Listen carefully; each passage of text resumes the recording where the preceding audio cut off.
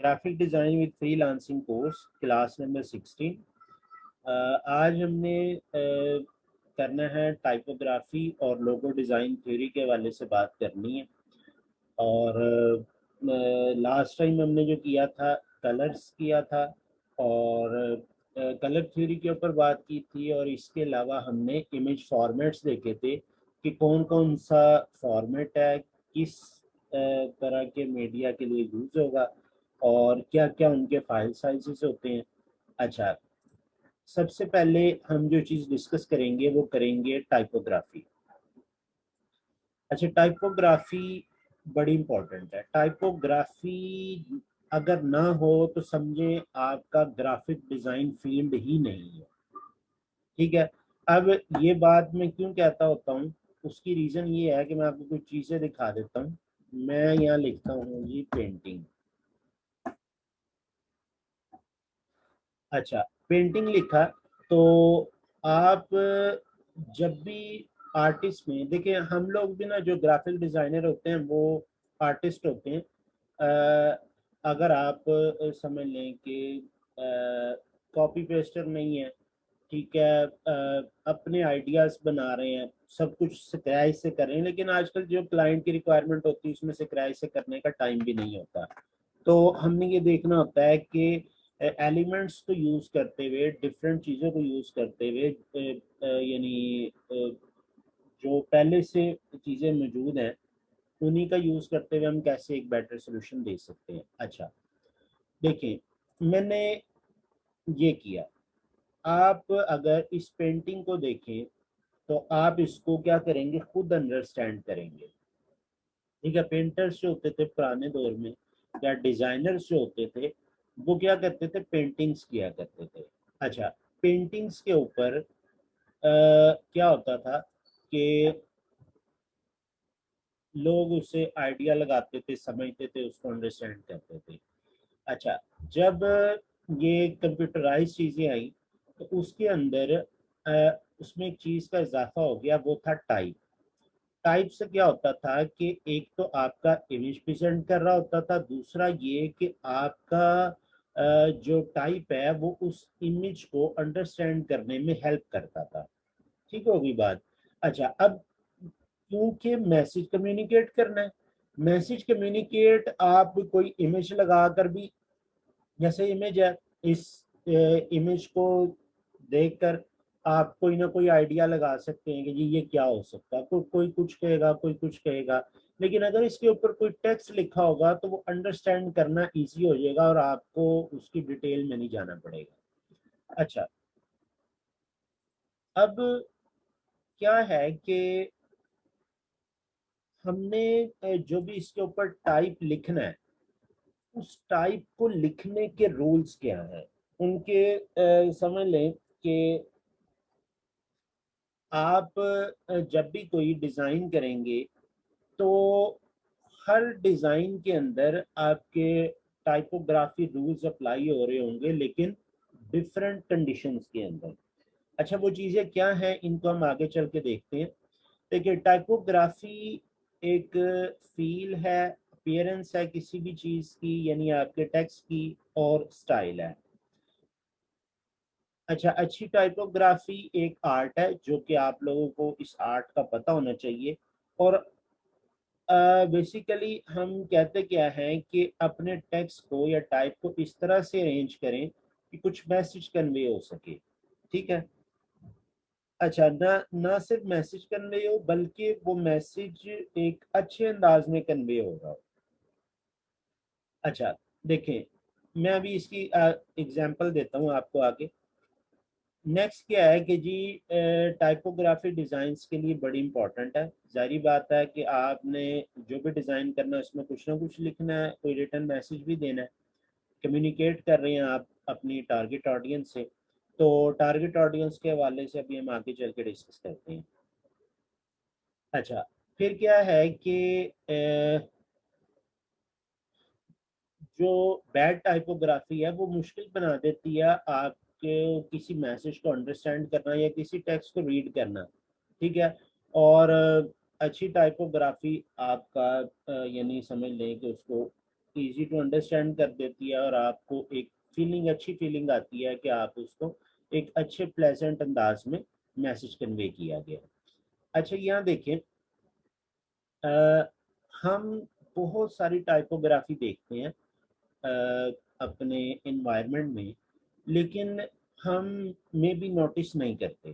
ठीक है, आज इससे पहले में भी आप नोटिस ना करें, लेकिन अब आप नोटिस करना शुरू हो जाएंगे कि ये जो टाइप है ये किस तरह लिखा हुआ है या ये क्या लिखा हुआ है। अच्छा, यहाँ देखिए, एक बिल बोर्ड है। उस बिल बोर्ड को अगर आप देखें तो उस पे लिखा हुआ है thank God and what for the science. अब इसमें दो चीजें हैं। एक तो ये कि टाइप को बड़े अच्छे तरीके से अरेंज किया गया, और आफ्टर दैट कलर्स का यूज करते हुए एक और मैसेज कन्वे किया जा रहा है इसमें। वो क्या है कि thank God and what for science. इसमें सारा का सारा टेक्स्ट का कलर एक जैसा है, सिर्फ दो चीजों का डिफरेंट है, एक थैंक का, एक वॉट का। ठीक है। अच्छा, अब यहाँ पर क्या है कि ये मैसेज ये कन्वे किया जा रहा है कि thank God and what for science. इसमें दो चीजें इंपॉर्टेंट है, थैंक एंड वॉट। ठीक है, थैंक किसका, गॉड का, और वॉट किसके लिए, साइंस के लिए। जो पहली जो दो चीजें उनका कलर रेड है, यानी जो चीज जिसके लिए थैंक किसका, गॉड का, और वोट किसके लिए, साइंस के लिए। ठीक है, तो इन दो चीजों को रेड कलर में प्रेजेंट किया गया। अगर ये सारा ब्लू होता, ये सारा रेड होता, तो इतने अच्छे या प्लेजेंट अंदाज में मैसेज कन्वे ना होता। ठीक है, फिर दूसरी चीज ये होती है कि आपने डिजाइन को सांस लेने देना है। यानी क्या है कि ये भी हो सकता था कि एंड वर्ड फॉर साइंस यहाँ से शुरू होता और यहाँ तक आता। ठीक है, अब टाइपोग्राफी बड़ी इंपॉर्टेंट है उसकी, यानी समझ लें कि कलर्स के बाद जो मोस्ट इम्पॉर्टेंट थिंग है वो टाइपोग्राफी है। मैं इसको ला रहा हूँ जी, A4। अच्छा, क्रिएट क्रिएट किया मैंने इसको।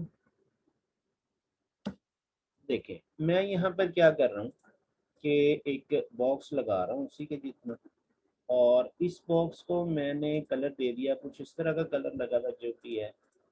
अच्छा, मैं यहाँ इसे कहता हूँ कि टाइप लें, थैंक करें गॉड का, एंड वोट फॉर साइंस करें, एंड वोट फॉर साइंस। अच्छा, अब क्या है कि मैं यहाँ पर कह रहा हूँ कि आप इसको कैपिटल कर दें और इसको भी आकर कैपिटल कर दें। उसके बाद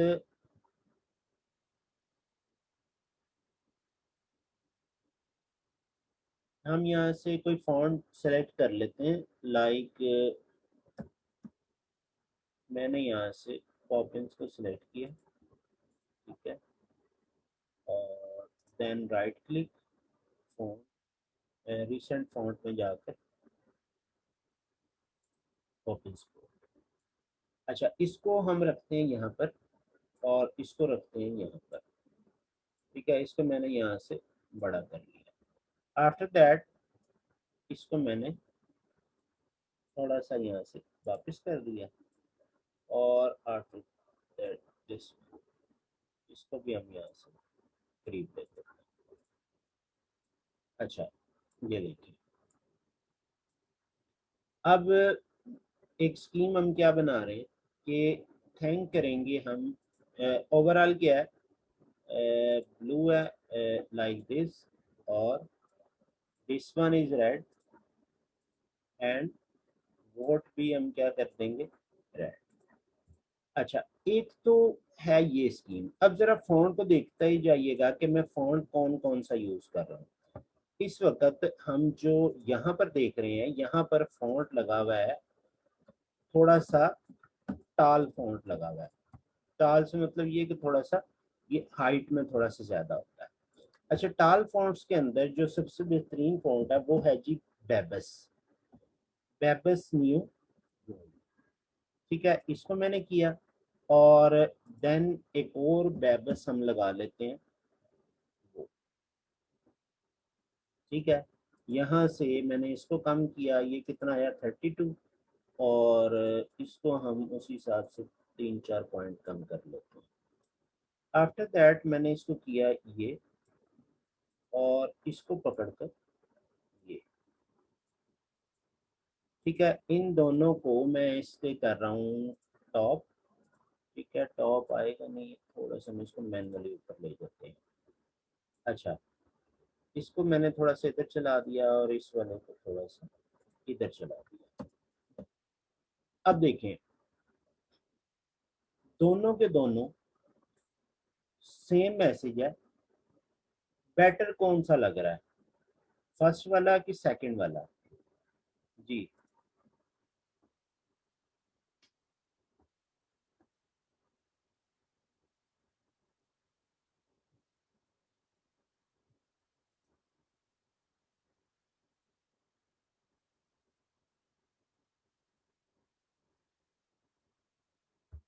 अच्छा, तो कुछ लोग फर्स्ट कह रहे हैं, कुछ लोग सेकंड कह रहे हैं। देखिए, होता ये है कि आपका जो डिज़ाइन है ना, उसमें वाइट स्पेस का होना ज़रूरी है। वाइट स्पेस क्या है? वाइट स्पेस बेसिकली जो ब्लैंक एरियाज होते हैं उसको हम वाइट स्पेस बोलते हैं, ठीक है। यानी जहाँ पर हमारा कोई टेक्स्ट या कोई मैटर ना हो। अच्छा, वाइट स्पेस को अगर देखा जाए तो इसमें वाइट स्पेस बहुत ज़्यादा है और इसके अंदर बिल्कुल कंजेस्टेड हुआ हुआ है। फॉन्ट की अगर स्टाइल की बात करें तो जो लोग फर्स्ट कह रहे हैं फॉन्ट का स्टाइल ये बड़ा खूबसूरत सा स्टाइल है, तो इसको आप नोट भी कर लें, जो जो फॉन्ट्स मैं आपको बताता जा रहा हूँ। लेकिन वाइट स्पेस के हवाले से देखा जाए तो ये वाला डिज़ाइन ज़्यादा बेहतर है, नीचे वाला। समझ आ रही बात? तो हमने क्या करना है, इन चीज़ों को जहन में रख कर डिज़ाइन करना है। ठीक होगी बात? ये पॉइंट अंडरस्टैंड किया कि नहीं किया? कि आप जब भी कोई चीज़, जो भी कोई फॉन्ट यहाँ पर लगाएंगे, इम्प्लीमेंट करेंगे, तो उसकी आपने वाइट स्पेस को भी मैनेज कर रहे होना है, ठीक है। बिल्कुल डिज़ाइन का दम नहीं घोंट देना कि उस पर आप इतना ज़्यादा टेक्स्ट लगा दें कि उसको रीड करना या उसको मैनेज करना मुश्किल हो गया। अच्छा, आफ्टर दैट कुछ आइडियाज ऐसे होते हैं कि जो समझ लें कि आपकी एक्सपेक्टेशन से बहुत ऊपर होते हैं। अब देखें, यहाँ पर भी इस आइडिया को देखें तो इस आइडिया में एक बर्गर है, ठीक है, और सिंपल एक टेक्स्ट लिखा हुआ है। एक तरफ कंपनी का लोगो है, और ये इसमें कोई समझ लें तो प्रमोशन है इनकी, ऑल वाइट मीट चिकन के जी, इन्होंने अपने आप को बेहतर दिखाया गया कि जी हम वाइट मीट चिकन यूज़ करते हैं। अच्छा, मेन दो चीज़ें क्या हैं? एक ये है, एक ये है। अच्छा, मैं अगर आपसे कहूँ, एक ना कॉन्सेप्ट होता है आई मूवमेंट। आई मूवमेंट, ये जो भी चीज़ें मैं बता रहा हूँ ना, इनको जहन में रखते जाएं। आपने जब भी डिज़ाइन कर रहे हो ना, इन सारे रूल्स को जहन में रख के करना है। अच्छा, आई फ्लो या आई मूवमेंट आपकी किस तरह से होगी? अगर मैं कहूँ कि आप इस डिज़ाइन को जब आपने फर्स्ट टाइम देखा तो सबसे पहली नज़र आपकी किस पे पड़ी? हाँ जी,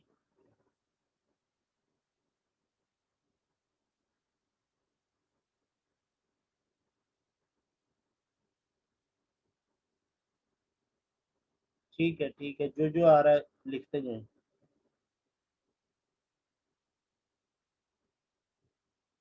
सेकंड नंबर पर,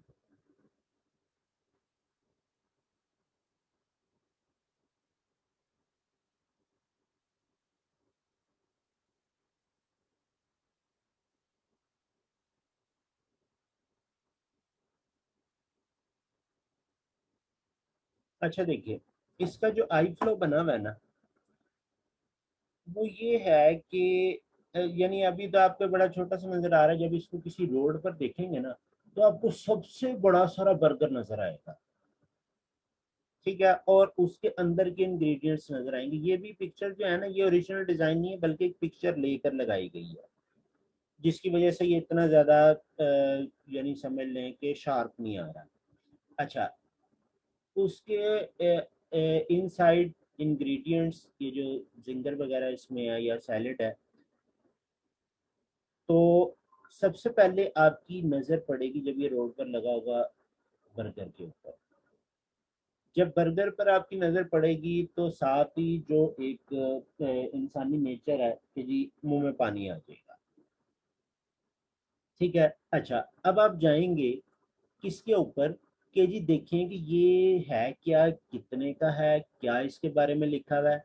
तो अब नेक्स्ट आपका आई फ्लो आया इधर।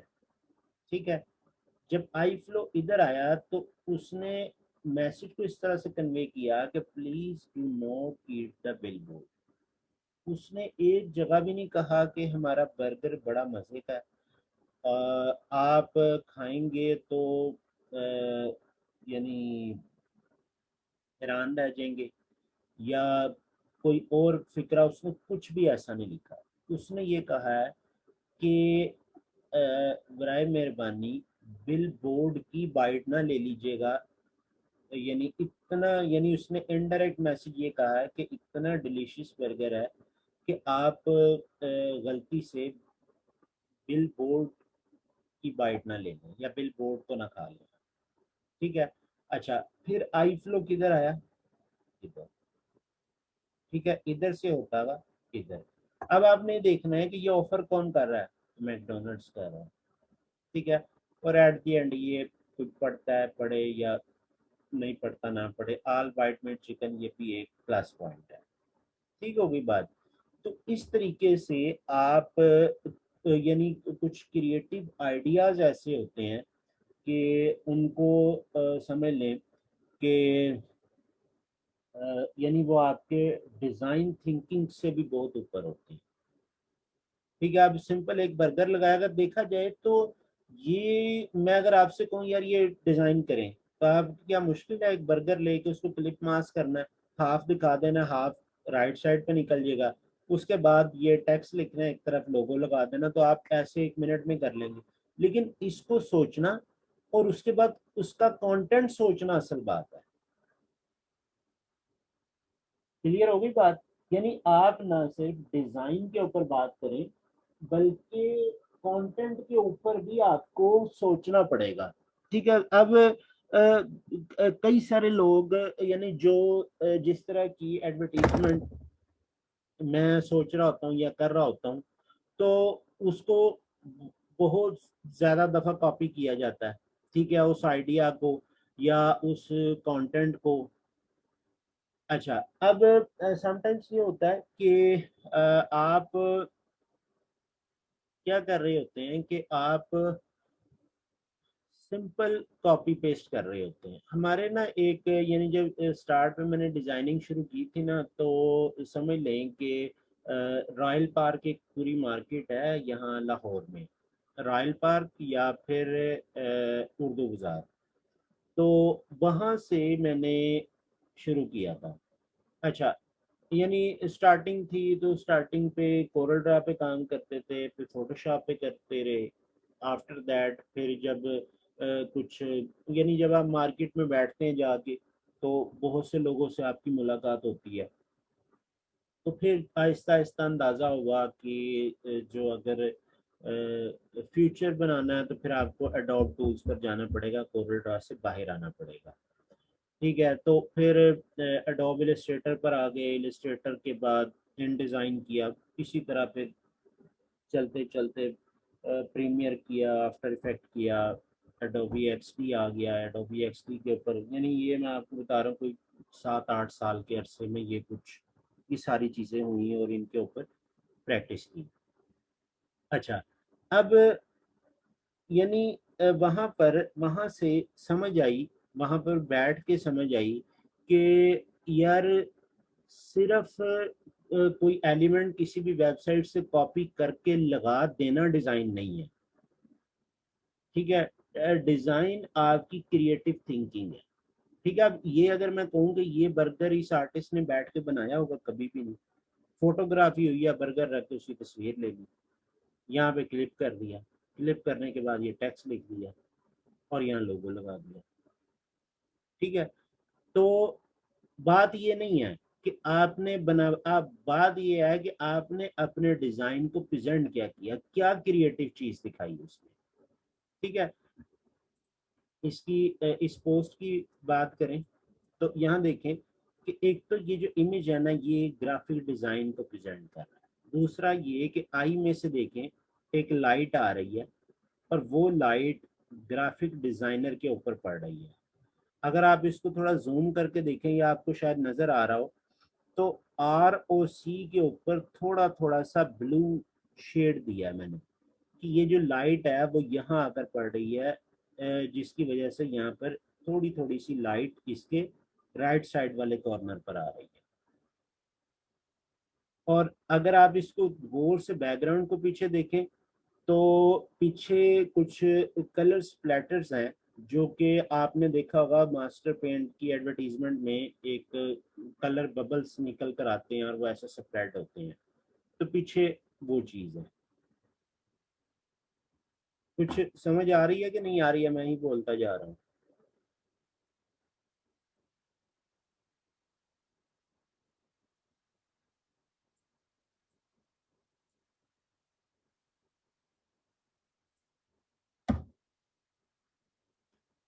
अच्छा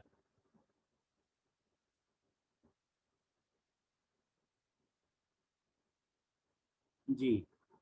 अच्छा, अब जो चीज हम ना कर रहे होते थे ना, तो वहां पर एक साहब आते थे, वो उनका एडवर्टाइजमेंट एजेंसी के साथ लिंक था, वहां आते जाते थे।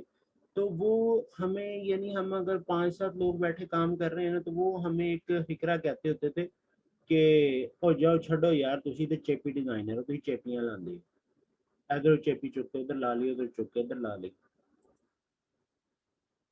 अच्छा, उनकी बात सुन के थोड़ा सा जेन में आया कि यार इससे आगे फिर क्या हो सकता है।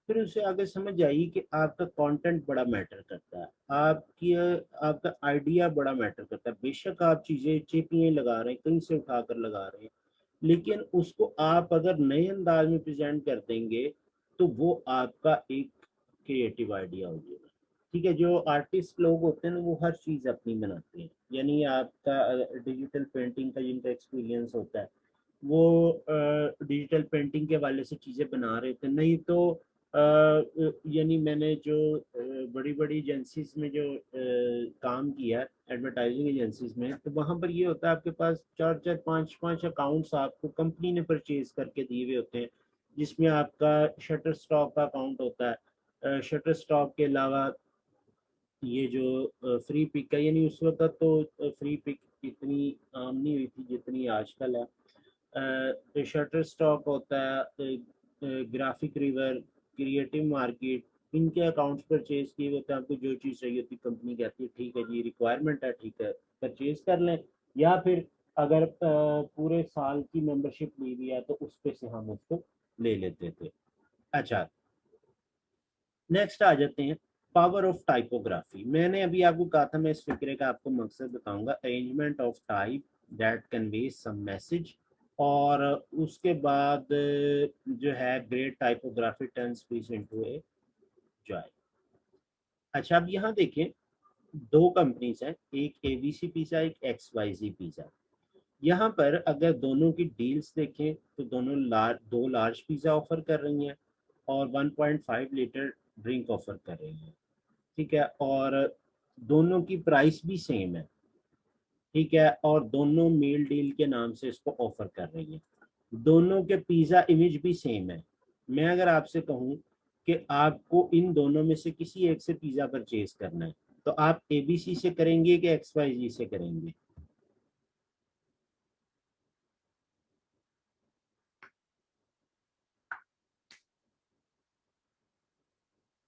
वजह, हालांकि दोनों की ऑफर सेम है, सारा कुछ सेम है।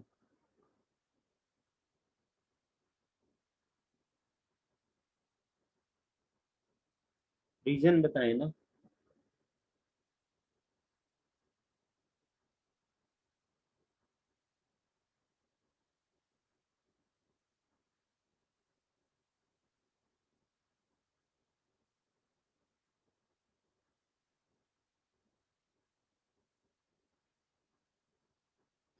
उसकी रीज़न ये है जो कि आप लोग लिख रहे हैं।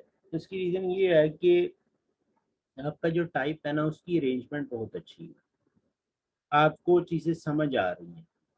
यानी आपका टाइप यूज़ करने का जो मेन पर्पस है ना, कोई भी अगर आप फॉन्ट यूज़ करते हैं उसका मेन पर्पस ये है कि वो आपकी टारगेट ऑडियंस उसको अंडरस्टैंड कर दे। फ़ॉन्ट तो बेशुमार है, दुनिया का जो सा मर्जी फ़ॉन्ट लगा दें, अगर वो अंडरस्टैंड ही ना हुआ तो समझ लें कि आपकी कम्युनिकेशन डिज़ाइन का पर्पस जो है ना वो फोत हो गया। अच्छा, नेक्स्ट आ जाए। अच्छा, इस पे हम बात करते हैं, ये यहाँ तक समझ आ गया कि नहीं आया? यहाँ तक बात क्लियर होगी?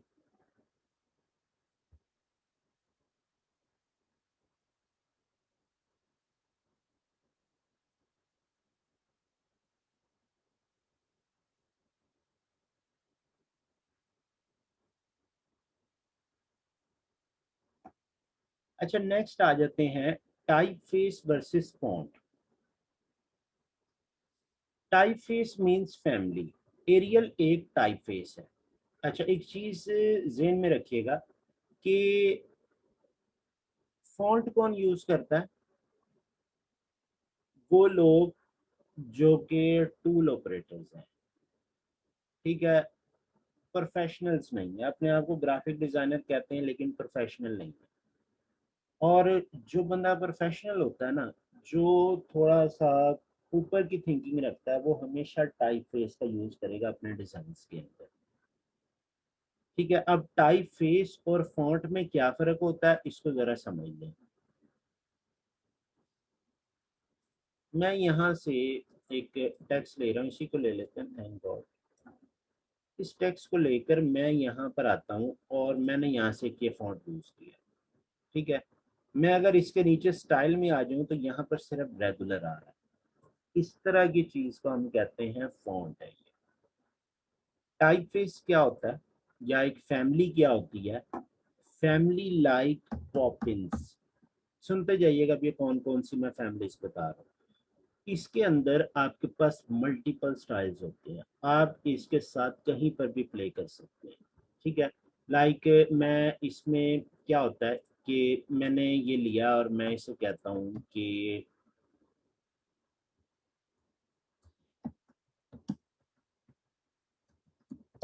वर्टेक्स ट्रेनिंग्स लिखा। ठीक है, और यहाँ से हमने कोई फॉन्ट चूज कर ली। अच्छा, अब क्या है कि मैं थोड़ा सा इसको कर रहा हूँ इसकी सेटिंग।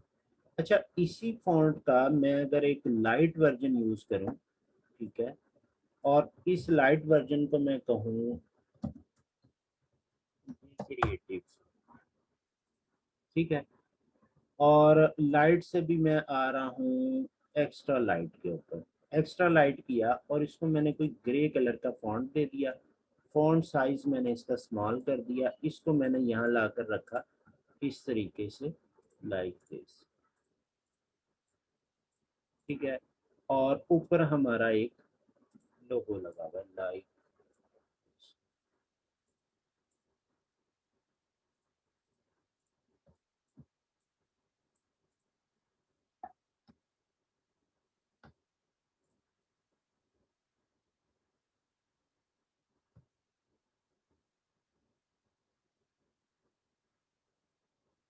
अच्छा, ये हो गया।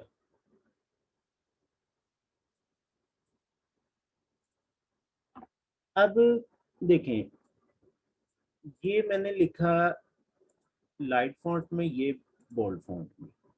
एक सेटिंग ये है, ठीक है, दूसरी सेटिंग हम करके देखते हैं, लाइक दिस। और इसको मैंने जो फॉन्ट ऊपर यूज किया, नीचे भी कौन सा था, बोल्ड था आई थिंक, बोल्ड किया, और इसको भी आपने इस तरीके से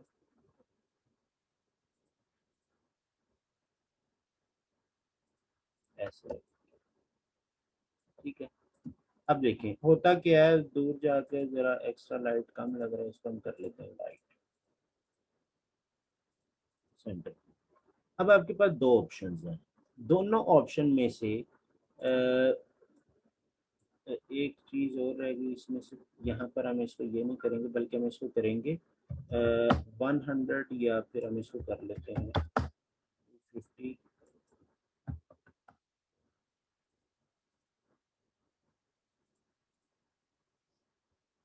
हाँ जी, अब देखें कौन सा वाला ज्यादा बेटर है, फर्स्ट वाला कि सेकंड वाला।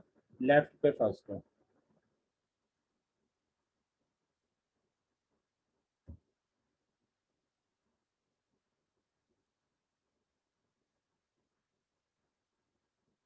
जब आप एक फैमिली का यूज कर रहे होते हैं ना, एक टाइप फेस का यूज कर रहे होते हैं, तो आपके पास मल्टीपल ऑप्शंस अवेलेबल हैं, आप उसको जैसे भी। फिर एक होता है आपकी डिजाइन हायरार्की। डिजाइन हायरार्की आगे चल के हम देखेंगे। उसमें ये होता है कि आपकी मोस्ट इम्पॉर्टेंट चीज कौन सी है, जिसपे आपके टारगेट ऑडियंस की, आपके क्लाइंट की, कस्टमर की नज़र सबसे पहले जाए। फिर सेकंड नंबर पर आपने किस टेक्स्ट को दिखाना है, थर्ड नंबर पर किस टेक्स्ट को दिखाना है। इस हायरार्की वाइज हम फॉन्ट का जो स्टाइल है वो चेंज कर रहे होते हैं, कहीं पर बोल्ड, कहीं पर सेमी बोल्ड, कहीं पर रेगुलर, इस तरह से। अच्छा, एक ये एग्जांपल हो गई।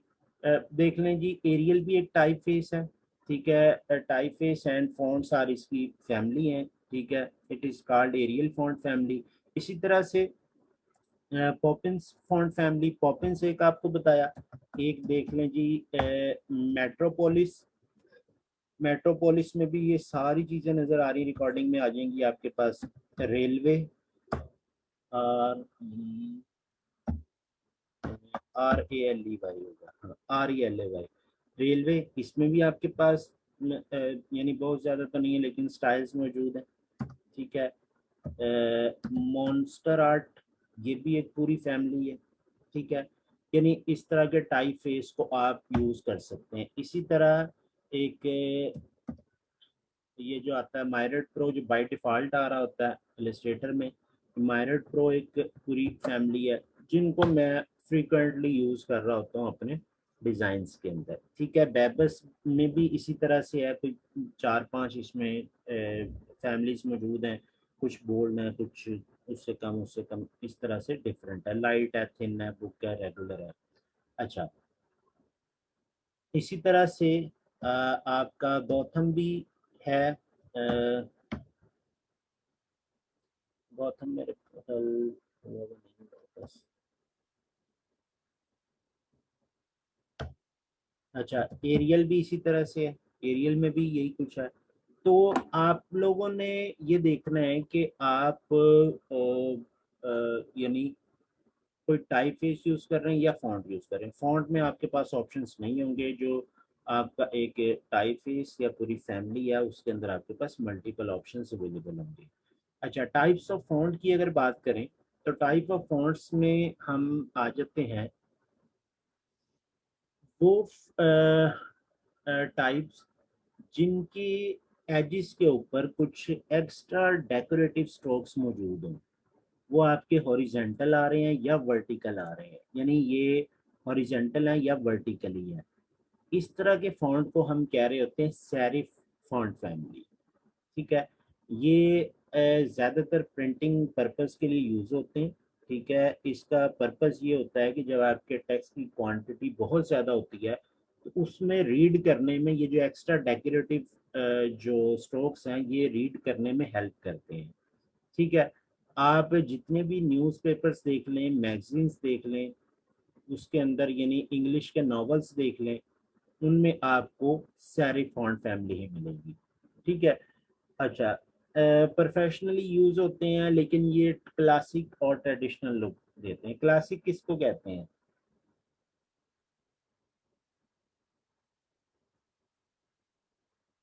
हाँ जी, गूगल ना कीजिएगा, डायरेक्ट बताइएगा।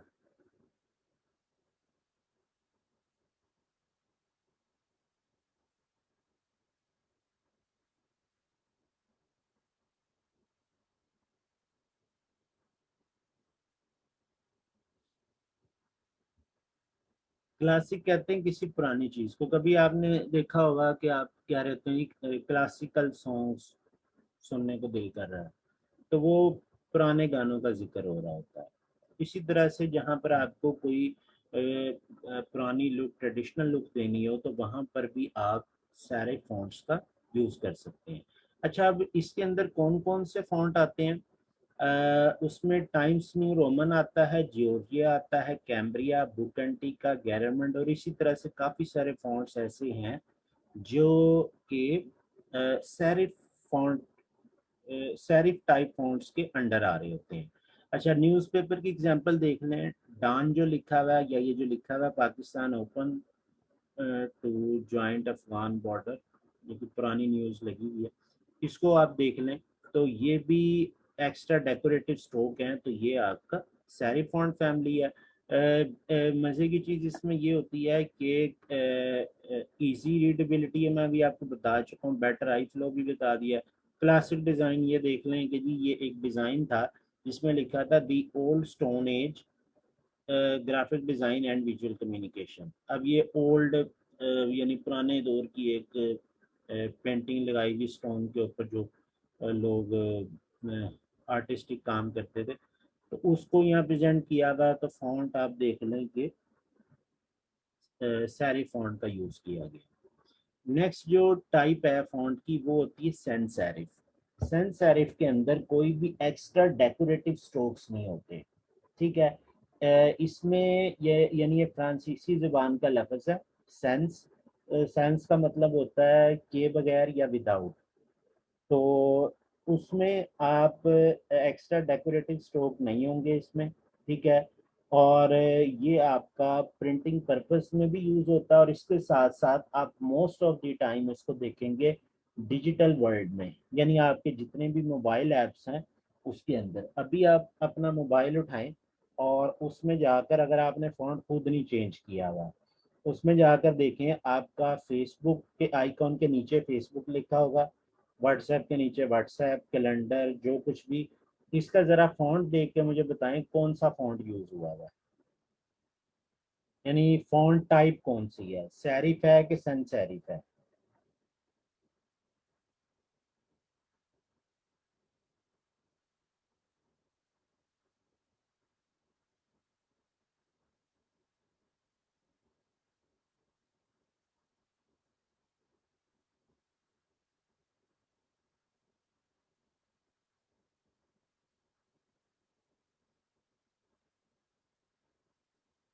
जूम की जितना भी डिजिटल काम होगा वहाँ पर सन सेरिफ फ़ॉन्ट यूज़ होगा। जूम की चैट की बात कर रहे हैं आप, ये लेक्चर देख रहे हैं, गूगल पे चले जाएं, वहाँ जाकर कुछ लिखें, वहाँ पर भी आपको सन सेरिफ फ़ॉन्ट मिलेगा।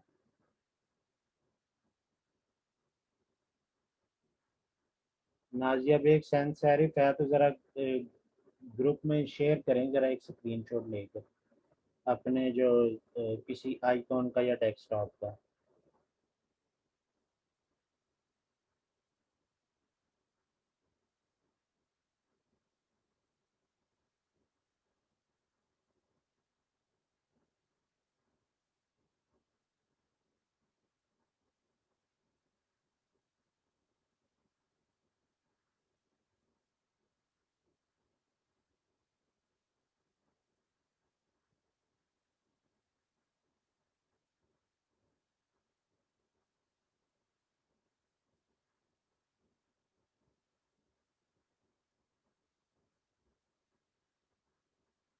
जी क्या कहते हैं?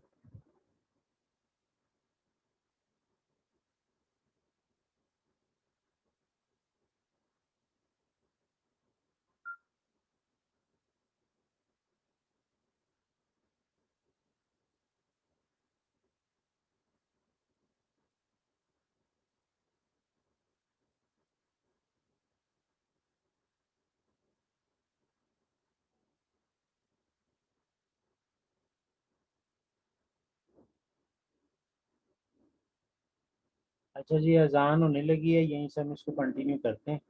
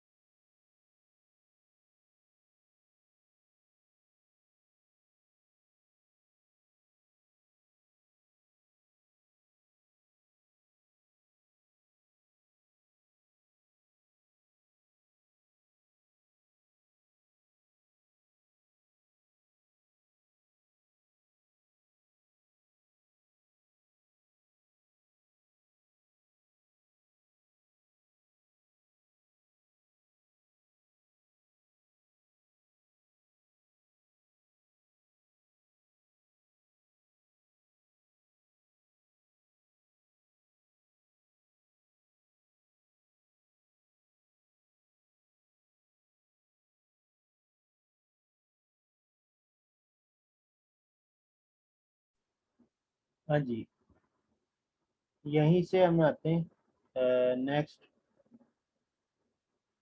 अच्छा, प्रोफेशनल यूज होता है, लेकिन ये क्लीन एंड मॉडर्न लुक के लिए यूज होता है। यानी आपका वो ट्रेडिशनल लुक के लिए और ये मॉडर्न लुक के लिए। तो जहाँ ये यूज़ हो रहा है वो आपके, मैंने आपको बताया, डिजिटल वर्ल्ड में ज़्यादा mobile apps, website, social media के ऊपर जो भी आप फ़ॉन्ट देखेंगे वो आपको सेंस सेरिफ कैटेगरी में मिलेगा। एग्जांपल इसकी Arial, Futura, Verdana, Candara, Century Gothic. इसके अलावा जो मैंने आपको अभी जो टाइप फेसेस बताए हैं, मॉन्स्टर आर्ट है, पॉपिंस है, मेट्रोपोलिस है, रेलवे है, या मायरर प्रो है, ये सारे के सारे सैंस सेरिफ कैटेगरी में आते हैं। ये एक मोबाइल ऐप है KFC से रिलेटेड। इसमें देख लें जितने भी फॉन्ट यूज हुए में हैं। हाँ जी, कौन सा फॉन्ट यूज हुआ हुआ है इसमें? KFC का जो अपना लोगो है उसको छोड़ दें, बाकी देखें।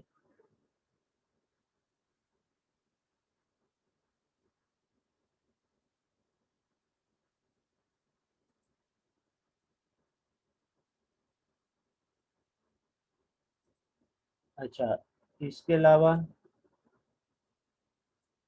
इसको देखें।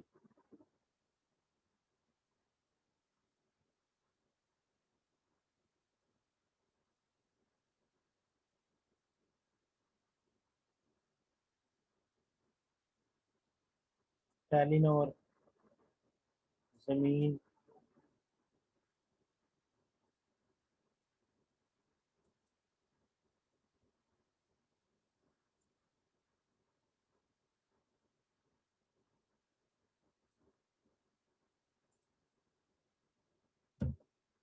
अच्छा, ये फॉन्ट मॉडर्न क्लीन लुक के लिए यूज्ड इन स्क्रीन व्यू। इसके अलावा figures, poster, flyers, slides, book covers वगैरह में भी यूज होता है।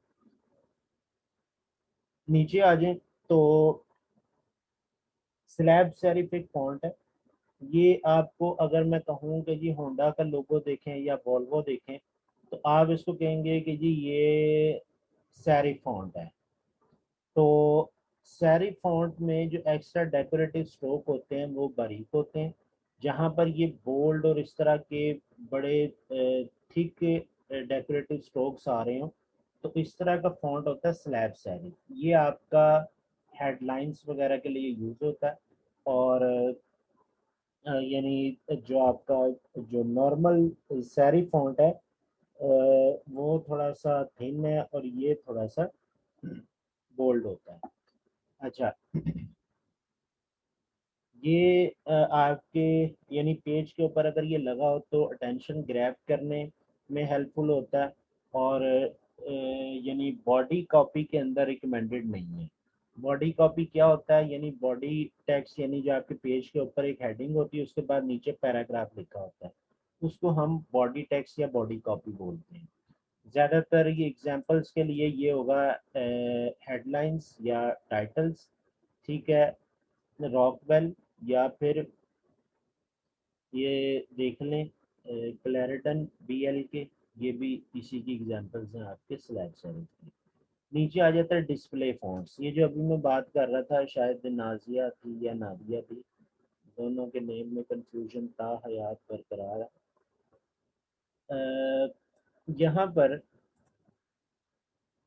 डिस्प्ले फॉन्ट्स आप तब यूज़ करते हैं जब आपकी टेक्स्ट क्वांटिटी कम हो। ठीक है, यानी आपने लोगो उससे बनाना है या लोगो में कुछ लिखना है, ठीक है, हेडलाइंस लिखनी है, बुक का कोई कवर लिखना है, ठीक है, या फिर कोई ब्रोशर वगैरह के ऊपर, फ्लायर्स वगैरह के ऊपर आपने कोई हेडिंग्स लिखनी है। अच्छा, इसमें क्या क्या है कि स्क्रिप्ट फॉन्ट होता है, स्क्रिप्ट में एक कर्सिव भी होता है। अभी देख लेते हैं आगे चल के। स्क्रिप्ट में आपकी ये कर्सिव और स्क्रिप्ट दोनों ये हैंड राइटिंग टाइप होते हैं। और उसमें कुछ इस तरह की चीज़ होती है कि यानी हैंड राइटिंग ज्वाइंट होती है उसमें। फैंटेसी फॉन्ट के अंदर आप देख सकते हैं कुछ इस तरह की चीज़ें होती हैं, यानी ये डिस्प्ले फॉन्ट कैटेगरी के अंदर आ रहा होता है। और ऑल स्मॉल होता है, ऑल कैप्स होता है, यानी सारे डिस्प्ले कैटेगरी में आ रहे हैं। स्क्रिप्ट मैंने आपको बता दिया है कि स्क्रिप्ट एक इसकी एग्जांपल है। स्क्रिप्ट में यानी जो डिस्प्ले फॉन्ट में आगे चलें तो हैंड राइटिंग स्टाइल में दो स्टाइल आ जाते हैं, एक स्क्रिप्ट होते हैं, एक कर्सिव होते हैं। ठीक है, स्क्रिप्ट और कर्सिव में जो मेन फ़र्क होता है वो ये होता है कि यानी ये जो आपका जो स्क्रिप्ट फॉन्ट होता है, स्क्रिप्ट के अंदर तमाम लेटर्स एक दूसरे के साथ जुड़े होते हैं। ठीक है, और जो कर्सिव होता है उसमें में भी किसी किसी लेटर में कोई डिफरेंस आ रहा हो। अच्छा, अभी modern hand writing look and feel देता है ये। इसके अलावा यूज़ होता है ये लोगोस के अंदर, हेडलाइंस में, हेडिंग्स में, और जहाँ पर इमोशन, सेंटिमेंट्स, फीमेल प्रोडक्ट्स और डिप्लोमा वगैरह या कोई डिग्री वगैरह का फॉन्ट अगर आपने वहाँ दे रहे हैं तो उसके अंदर ये स्क्रिप्ट या कर्सिव फॉन्ट यूज़ हो सकते हैं। अब ये डिलीशियस कॉफ़ी है। ठीक है, डिलीशियस कॉफ़ी एक लोगो बना हुआ है। यानी अगर मैं आपसे पूछूं जिन लोगों ने डेमो क्लास अटेंड की थी, तो डिलीशियस कॉफ़ी एक लोगो है, तो ये लोगो की कौन सी कैटेगरी है? हाँ जी, कोई है आइडिया?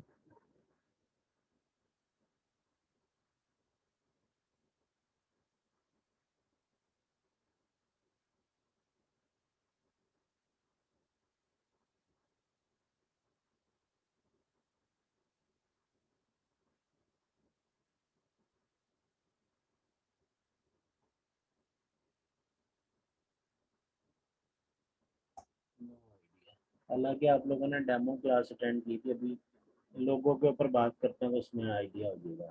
बाकी आप गोल्डन पर्ल देख लें, इंस्टाग्राम देख लें, ठीक है, फोर्ड का लोगो देख लें, तो ये सारे डिस्प्ले कर्सिव स्क्रिप्ट कैटेगरी में आ रहे हैं। अच्छा, एक फॉन्ट कैटेगरी होती है जिसको बोलते हैं मोनोस्पेस। मोनोस्पेस के अंदर आपका जो भी लेटर्स होते हैं उनकी विड्थ सेम होती है। ठीक है, यानी उसका फ़ायदा ये होता है कि ये बेसिकली प्रोग्रामिंग में यूज़ हो रहे होते हैं, आपके जितने भी कोडिंग एडिटर्स हैं उनके अंदर आपका मोनोस्पेस फॉन्ट यूज़ होता है। उसकी रीज़न ये होती है कि अगर आपने, मैं अगर इसको जूम करूँ, अब जितने भी लेटर्स आप इसमें लिखेंगे यानी लेटर टू लेटर ये सेम एक दूसरे के नीचे आएगा। यानी यहाँ पर अगर कैपिटल ABC लिखी है या यहाँ पर स्मॉल लिखी है तो हर लेटर एक दूसरे के नीचे आएगा विड्थ सेम होने की वजह से। अब यहाँ पर आपने लिखा है अपर केस सैंपल और लोअर केस सैंपल। अगर इनकी विड्थ सेम ना होती तो इसका सैंपल यहाँ खत्म होता है, इसका सैंपल यहाँ खत्म होता है। ठीक है, एक दूसरे के एग्जैक्ट नीचे ना आते। इससे क्या होता है, कोड रीडेबिलिटी आसान हो जाती है। ठीक है, और आपको कोई चीज़ फाइंड करनी हो कोड के अंदर वो बड़ी इजी मिल जाती है। आई फ्लो आपका ठीक रहता है। ये सारी चीज़ों के लिए आपका फॉन्ट यूज़ होता है मोनोस्पेस। आप ये देख लें प्रोपोर्शनल लिखा हुआ है। ठीक है, पी का बिट देखें, आर की कम है, ओ की फिर इसके अकॉर्डिंग है, पी की स्मॉल पी की और कैपिटल पी की दोनों में डिफरेंस आ रहा है। लेकिन मोनोस्पेस देखें तमाम की स्पेस एक जैसी है। विड्थ की बात कर रहा हूँ, कंप्यूटर प्रोग्रामिंग या कोडिंग एडिटर के लिए यूज होता है। इसके एग्जांपल हैं कोरियर न्यू या लूसिडा कंसोल। ये दोनों फॉन्ट आपके प्रोग्रामिंग फॉन्ट्स हैं। ये वाले फॉन्ट आपने कभी भी अपने किसी प्रोफेशनल डिज़ाइन में यूज़ नहीं करने। डिज़ाइनर कम्युनिटी ने कुछ फॉन्ट्स को नॉट रिकमेंडेड किया हुआ, और जिसकी वजह से यानी आप अगर इन फॉन्ट को यूज़ करते हैं डिज़ाइन में तो उसमें ये होगा कि जिन लोगों को रूल्स का पता है ना, वो फौरी तौर पर पहचान जाएंगे कि आपका जो नॉलेज है ग्राफिक डिज़ाइन के हवाले से वो या तो सिफर है या आपको आइडिया ही नहीं है कि क्या रूल्स हैं, क्या रेगुलेशन है ग्राफिक डिज़ाइन के अंदर। ठीक है, आप लिखेंगे नेवर यूज़ फॉन्ट इन प्रोजेक्ट्स या प्रोफेशनल प्रोजेक्ट, तो गूगल आपको कोई 25-30 फॉन्ट्स की लिस्ट देगा, डिफरेंट वेबसाइट पर डिफरेंट है, लेकिन ये 5 तो बिल्कुल भी नहीं ना यूज़ करने हैं आपने। इम्पैक्ट काफ़ी लोग यूज़ कर रहे होते हैं, इम्पैक्ट को भी यूज़ नहीं करना। उसकी रीज़न ये है कि हमारे यहाँ पाकिस्तान में वो कहते हैं यार ए वाला फॉन्ट लाओ, ए ज़रा सोना लगदा ते ज़रा थोड़ा जिहा मोटा मोटा है ते दूरों ही दहाई दिंदा है। तो ये दूरों दहाई देने वाली बात नहीं ठीक है। अगर तो एक चीज़ ध्यान में रखिएगा, जो चीज़ आपको क्लाइंट कह रहा है ना, वो आप क्लाइंट के लिए कर देंगे। आप वहाँ अड़ के नहीं बैठ जाएंगे, नहीं जी मेरे तो सर ने किया, ऐसी क्या नहीं लाना तो लिया था, मैं नहीं लाना। तो ये काम नहीं करना, जो क्लाइंट कह रहा है वो करें, ठीक है। लेकिन जब कहीं पर अपना प्रोफेशनल पोर्टफोलियो प्रेजेंट कर रहे हो, तो वहाँ पर क्योंकि सोर्स फाइल तो आपके पास है, तो आप इम्पैक्ट की जगह कोई और फॉन्ट लगा दें, ठीक है, जो कि अच्छा भी लग रहा हो उस एरिया के अंदर, ठीक है। तो ये ज़हन में रखिएगा कि जो क्लाइंट इज ऑलवेज राइट, जैसे बॉस ऑलवेज राइट होता है, इसी तरह क्लाइंट भी ऑलवेज राइट। जो क्लाइंट ने कह दिया आपको वो करना है। लेकिन प्रोफेशनल अगर वो रूल बाईपास करा रहा है, रूल्स की लातेबाजियां तोड़वा रहा है आपसे, तो आपने उसको प्रोफेशनल पोर्टफोलियो के तौर पर कहीं प्रेजेंट नहीं करना। अगर करना है तो रूल्स के अकॉर्डिंग उसको ठीक करके फिर प्रोफेशनल पोर्टफोलियो प्रेजेंट करें। हाँ जी, बात समझ आ गई कि नहीं सबको?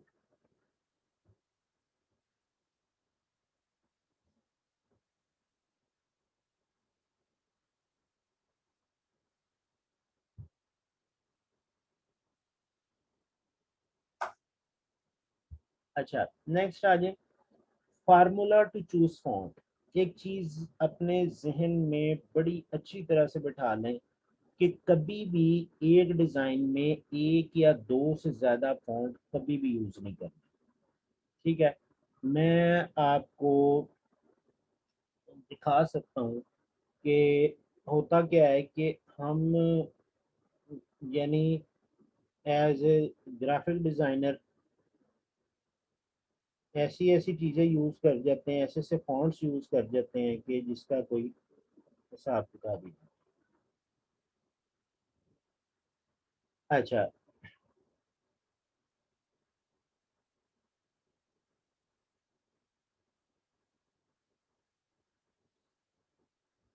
यहाँ पर अगर मैं लिखूं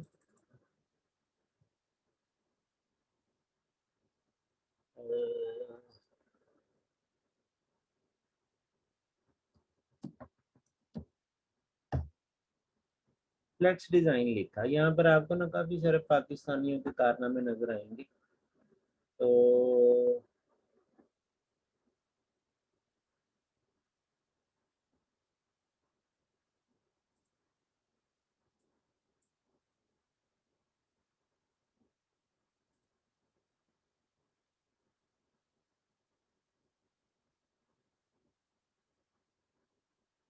प्रॉप अनिल का फॉन्ट देखें, ANI, DG का फॉन्ट डिफरेंट, यहाँ देखिए ये कट्स आ रहे हैं डी के अंदर, डिजिटल प्रिंटिंग का डिफरेंट, नीचे वाले सब का डिफरेंट, ठीक है। और ये मुझे इनका भी डिफरेंट लग रहा है क्योंकि ये इस फॉन्ट के अंदर है ही नहीं, ये भी कोई डिफरेंट, कोई 3-4 किस्म के फॉन्ट यूज हुए हैं, ठीक है। इसी तरह से यहाँ पर आ जाए तो ऊपर एरियल, यहाँ पर इम्पैक्ट, ग्राफिक्स का कुछ और, डिज़ाइन का एरियल, ये जो चित्रंग क्या लिखा हुआ है ये कुछ और फॉन्ट है, आर्ट एंड पब्लिसिटी स्क्रिप्ट, ठीक है। और नीचे आकर देखें तो दोबारा एरियल, ठीक है। ये सारे जितने भी आपको यहाँ पर फ्लेक्स के अंदर लोग काम करते हुए नजर आएंगे ना, ये समझ लें कि ग्राफिक डिजाइन की अक्ल से पैदल होते हैं ये लोग। इनका काम है कि जी प्रिंट करके सिर्फ नोट छापने और डिजाइन कुछ भी करके दे देना।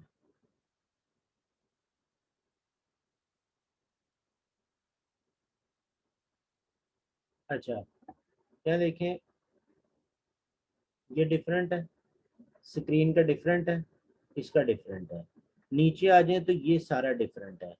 फिर यहीं तक जुल्म खत्म नहीं होता, इसकी फॉन्ट कैर्निंग कुछ और है, या कह लें कि इसकी फॉन्ट स्पेसिंग कुछ और है, और all types done with working done here, ये जो कुछ भी इसने लिखा है यहाँ की कुछ और है।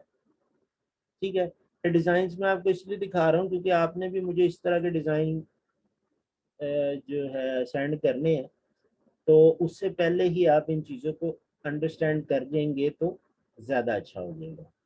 ठीक है, फ्लेक्स प्रिंटिंग डिफरेंट, ऊपर जो लिखा हुआ different, digital printing different, call now इसका डिफरेंट, इस पे आ जाए तो ये सारे डिफरेंट। ठीक है, कुछ समझ आ रही कि नहीं आ रही? यहाँ देखें नेक्स्ट क्या है कि मैं यहाँ लिखता हूँ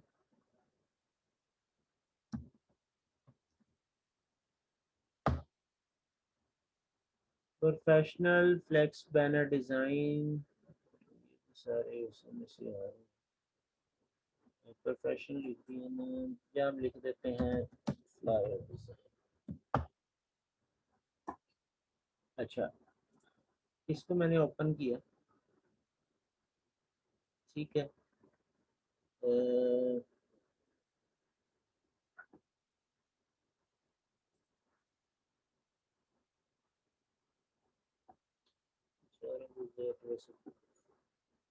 क्लियर आ गया। अच्छा, यहाँ देखें नीड टू प्रोजेक्ट, नीड का फॉन्ट और प्रोजेक्ट का फॉन्ट सेम है, लेकिन यहाँ पर इसका यानी फैमिली डिफरेंट यूज हुई, सॉरी फैमिली कह रहा हूँ, स्टाइल डिफरेंट यूज हुआ। ये फॉन्ट सारे सेम आ रहे हैं। ठीक है, क्रिएटिव इससे मिल रहा है या ऊपर नीड से मिल रहा है। ये जो नीचे फॉन्ट है ये इसी का कोई लाइटर वर्जन यूज किया गया और फॉन्ट साइज स्मॉल रखा गया। गेट इन टच देखें, एक सेम फॉन्ट है, यानी सेम यही वाला फॉन्ट है, लेकिन थोड़ा सा फॉन्ट साइज उसका स्मॉल नजर आ रहा है। Business flyer, headline, lorem Epson, italic हुआ हुआ है, लेकिन इटैलिक स्टाइल के अंदर आ जाएगा इसके, आपको एक ही फॉन्ट होगा लेकिन स्टाइल डिफरेंट होंगे। सब हेडलाइन और नीचे टेक्स्ट, वेबसाइट, कंपनी नेम, सारा का सारा एक फॉन्ट है। ठीक है, अच्छा, अब बात ये है कि हम जब यहाँ पर बात कर रहे हैं डिज़ाइंस के हवाले से या फॉन्ट्स के हवाले से, तो अब मैंने आपको यहाँ पे बाउंड कर दिया कि एक या दो से फॉन्ट नहीं ज़्यादा यूज़ करने हैं प्रोजेक्ट में। ठीक है, अगर हमने ये करना है तो फिर अपने डिज़ाइन को अट्रैक्टिव कैसे बना सकते हैं एक फॉन्ट से? उसका सोल्यूशन ये है कि यहाँ पर ये सारा एक ही फॉन्ट है, सेम साइज है। यहाँ पर आकर क्या किया है कि एक ही फॉन्ट है, इसका और इसका साइज थोड़ा सा बढ़ा दिया। यहाँ पर आकर हमने ये किया है कि एक ही फॉन्ट है, साइज थोड़ा सा बढ़ाया, उसकी स्टाइल में जाकर एक बोल्ड वर्जन लगा लिया, यहाँ पर आकर बोल्ड एंड इटैलिक वर्जन लगा लिया। ठीक है, वो मैं आपको दिखा देता हूँ कहाँ से आएगा। यहाँ देखें, आपके पास लाइट आ रहा है। ठीक है, किधर गया, इटैलिक वर्जन, रेगुलर, मीडियम, ठीक है, thin, thin italic, extra light, extra light italic, light, light italic. ये हर एक के अंदर लाइट इटैलिक इस तरह की चीज़ें मौजूद होती हैं। ठीक है, तो आपने फॉन्ट एक ही, अब देखिए मैंने यहाँ पर ये दोनों देखने में लग रहा है दोनों शायद डिफरेंट है, साइज डिफरेंट है, लेकिन अगर मैं दोनों को सिलेक्ट करूँगा, यानी ये और ये, पॉपिंस बोल्ड है ये, और ये वाला पॉपिंस क्या है, लाइट है, फॉन्ट एक ही है लेकिन स्टाइल डिफरेंट हो सकते हैं। ठीक है, एक फॉन्ट यूज करने का मतलब ये है कि आप एक टाइप फेस यूज करेंगे, उसके स्टाइल डिफरेंट हो सकते हैं। ठीक है, अच्छा, हाँ जी, अब इसमें से ये बताएं कि ये जो हमने अभी यूज किया है फर्स्ट सेकंड थर्ड, कौन सा वाला इसमें सबसे ज्यादा बेहतर लग रहा है आपको?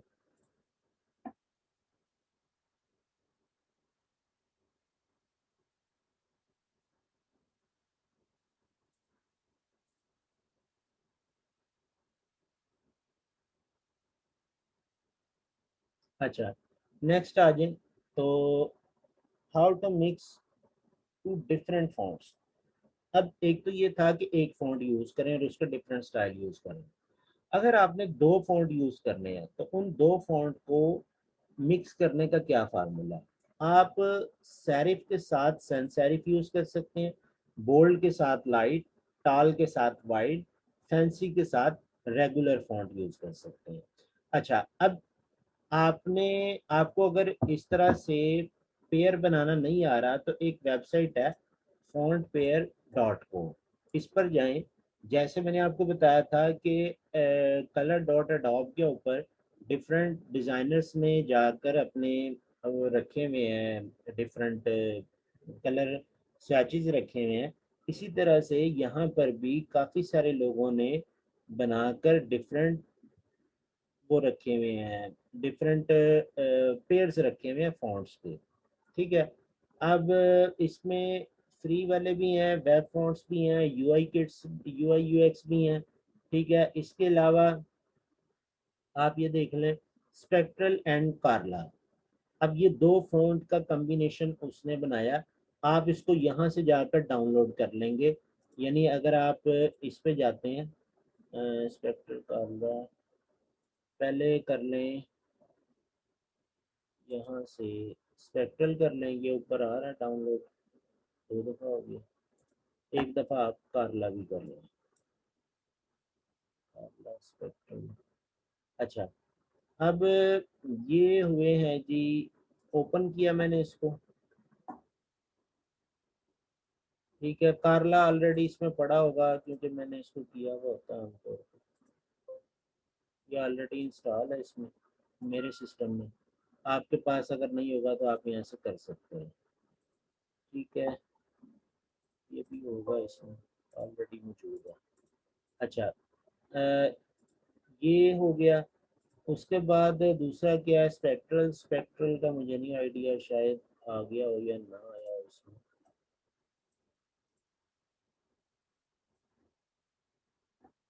इसको मैं यहाँ लाया, इससे निकाल कर मैं इसको बाहर ले आया और राइट क्लिक करके मैंने इसको कर दिया इंस्टॉल फॉर ऑल यूजर्स। ये भी ऑलरेडी सारे के सारे मौजूद है।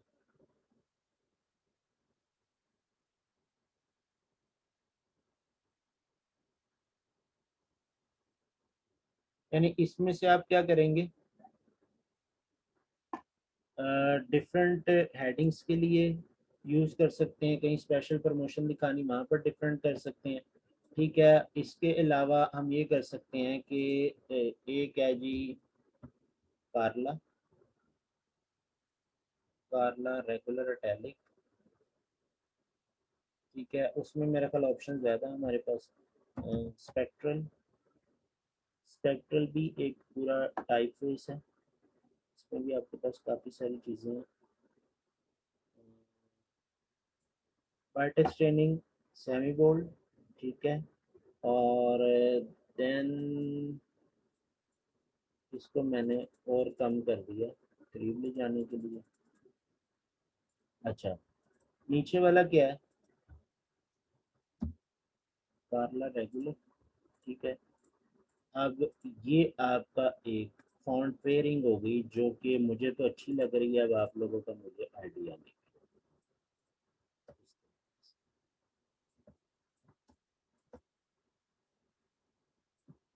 हाँ जी, कुछ समझ आई कि नहीं आई?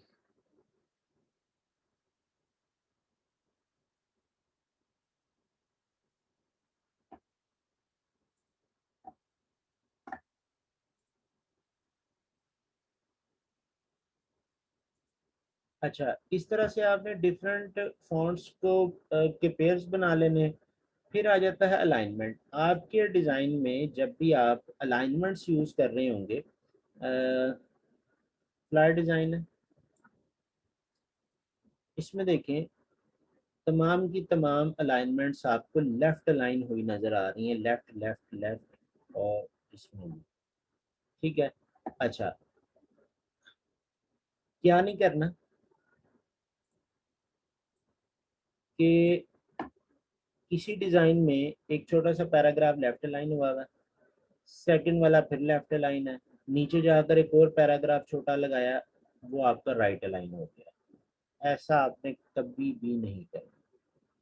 जो एक ऊपर से आपका टेक्स्ट फ्लो चलता आ रहा है, आपने जो लगा दिया है, वो आपने सेंटर लाइन लगाया, लेफ्ट लाइन लगाया, या जो कुछ भी लगाया, वो आपने उसी के अकॉर्डिंग चलना है। यहाँ पर आ जाए, यहाँ पर देखें, कोई भी चीज़ आपको यहाँ पर जो है ऐसे नज़र नहीं आएगी। सिर्फ क्या होगा कि विद आपको सेंटर नज़र आ रहा है, ये कोई पैराग्राफ नहीं है। आप इस तरह स्टाइल्स देने के लिए सेंटर कर सकते हैं, ठीक है। लेकिन ऐसा नहीं होगा कि आपने इसको, ये अगर लेफ्ट लाइन बैठा हुआ है, ये वाले बुलेट पॉइंट आप राइट अलाइन करके ऐसे इधर लगा दें।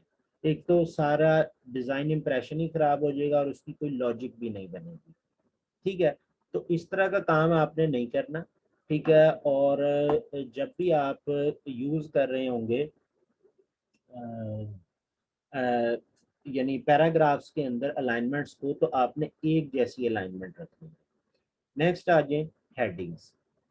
हेडिंग में आप always use heading with different styles, यानी font heading with different styles, ठीक है।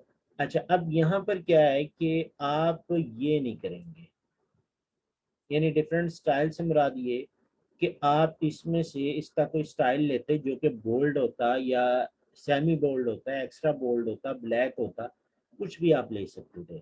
यहाँ पर अब आपको यही नहीं समझ लगेगी कि बॉडी कॉपी क्या, यानी बॉडी टेक्स्ट क्या और हेडिंग किधर है, ठीक है। अच्छा, दूसरी बात ये कि आप जब एक चला रहे हैं, एक टेक्स्ट चला रहे हैं, उसमें हेडिंग्स लगा रहे हैं, वहां पर आपने एक फॉन्ट रखना है, ठीक है। ये नहीं करना कि ऊपर हेडिंग फैंसी लगा दें और नीचे टेक्स्ट जो है वो आपका चल रहा हो, यानी क्या बोलते हैं उसको, रेगुलर फॉर्म में या फिर कोई सेंस सेरिफ फॉर्म में, ठीक है। ये नहीं करना, ये आपका एक्सेप्टेबल है कि जी आप सेम फॉन्ट लें और उसका कोई स्टाइल चेंज कर। नेक्स्ट आ जाए बॉडी कॉपी। मैंने आपको बता दिया क्या होता है। ये जो पैराग्राफ होते हैं ना हेडिंग्स के बाद, ठीक है, उसको हम कहते हैं बॉडी कॉपी या फिर बॉडी टेक्स्ट, ठीक है। हायरार्की, डिज़ाइन हायरार्की की अगर आप बात करें तो यानी आप अपने टेक्स्ट के जो साइज है उसकी मदद से ये डिसाइड करते हैं, टेक्स्ट साइज की मदद से, कि रीडर या आपका क्लाइंट कस्टमर पहले क्या रीड करे, ठीक है। अच्छा, अब इसमें क्या है कि यहाँ देखें, अगर मैं इसको देखूं तो सबसे पहले मेरी नज़र पड़ रही है इस हायरार्की पे। After that order information based on, यानी इसका इम्पोर्टेंस इससे कम है। और आफ्टर दैट अगर उसको इनको समझ के, इनको पढ़ के समझ आ जाती, देन वो इस टेक्स्ट को रीड करेगा, ठीक हो गई बात। इस तरह से आप डिफरेंट हायरार्की में अपने टेक्स्ट को, जो इम्पोर्टेंट होता है उसको हेडिंग्स बनाते हैं, देन सब हेडिंग्स होती हैं, आफ्टर दैट बॉडी कॉपी होती है जिसका नंबर सबसे एंड पे आता है। अच्छा, कैर्निंग, लैडिंग एंड ट्रैकिंग। मैंने आपको जो टाइप टूल वाली क्लास थी इलस्ट्रेटर की, उसमें चीज़ें बताई थी। प्रैक्टिकली भी देख लें, ये स्लाइड्स भी आपको मिल जाएंगी। Kerning when you adjust reduce the space between two characters, letters और numbers। kerning की मदद से भी आप जो सॉरी जो होते हैं आपके क्या बोलते हैं उसको, टेक्स्ट बेस्ड जो लोगो होते हैं, उनको आप kerning की मदद से भी स्टाइल्स देते हैं। ईबे देख लें, यहाँ पर kerning क्या होगी, kerning अप्लाइड है। अभी मैं इसके रूल्स भी बताता हूँ। फेडेक्स में देख लें, फेडेक्स में भी kerning अप्लाइड है। अच्छा, ये क्या है विदाउट कैर्निंग, यहाँ क्या है विद कैर्निंग। इसमें दो टर्म्स यूज होती हैं, नो कैर्निंग एंड कैर्निंग अप्लाइड, ठीक है। ये दो टर्म है कैर्निंग के लिए। लेडिंग में क्या होता है, लेडिंग क्या है, स्पेस बिटवीन लाइंस। इसमें तीन तरह की टर्म्स यूज होती हैं, एक तो ये कि नॉर्मल लैडिंग है, ठीक है, अगर लाइंस एक दूसरे के अंदर बहुत ज़्यादा मर्ज हो रही हैं, ठीक है, बहुत ज़्यादा, बहुत कम स्पेस है, तो उसको आप कहते हैं टाइट लैडिंग, और जिसमें स्पेस बहुत ज़्यादा उसको कहते हैं लूज लैडिंग। इसी तरह से ट्रैकिंग के अंदर क्या है कि यानी ग्रुप ऑफ लेटर्स या वर्ड्स के दरमियान जो स्पेस होती है उनको हम ट्रैकिंग बोलते हैं। इसमें भी तीन टर्म्स यूज होती हैं, regular tracking, decrease tracking and increase tracking, widows and orphans. ठीक है, विडो का लफ्जी मायने आपको पता है, ऑर्फन्स का भी पता है। अच्छा, अब क्या है कि विडो कहते हैं एक पैराग्राफ में जब आखिरी लाइन में कोई एक आधा लफ्ज आ जाए, जैसे ये एक पूरा पैराग्राफ है, ये यहाँ एंड हो सकता था, लेकिन एक लफ्ज निकल के नेक्स्ट लाइन में चला गया, जो कि आगे पूरी लाइन जो है यहाँ पर वेस्ट जा रही है। इस तरह का जो लफ्ज जो निचली लाइन में चला जाता है उसको बोलते हैं विडो। ठीक है। अच्छा, जब आप कॉलम्स के अंदर काम कर रहे होते हैं, तो कॉलम्स के अंदर आप डिफरेंट कॉलम में काम कर रहे हैं, आपके किसी एक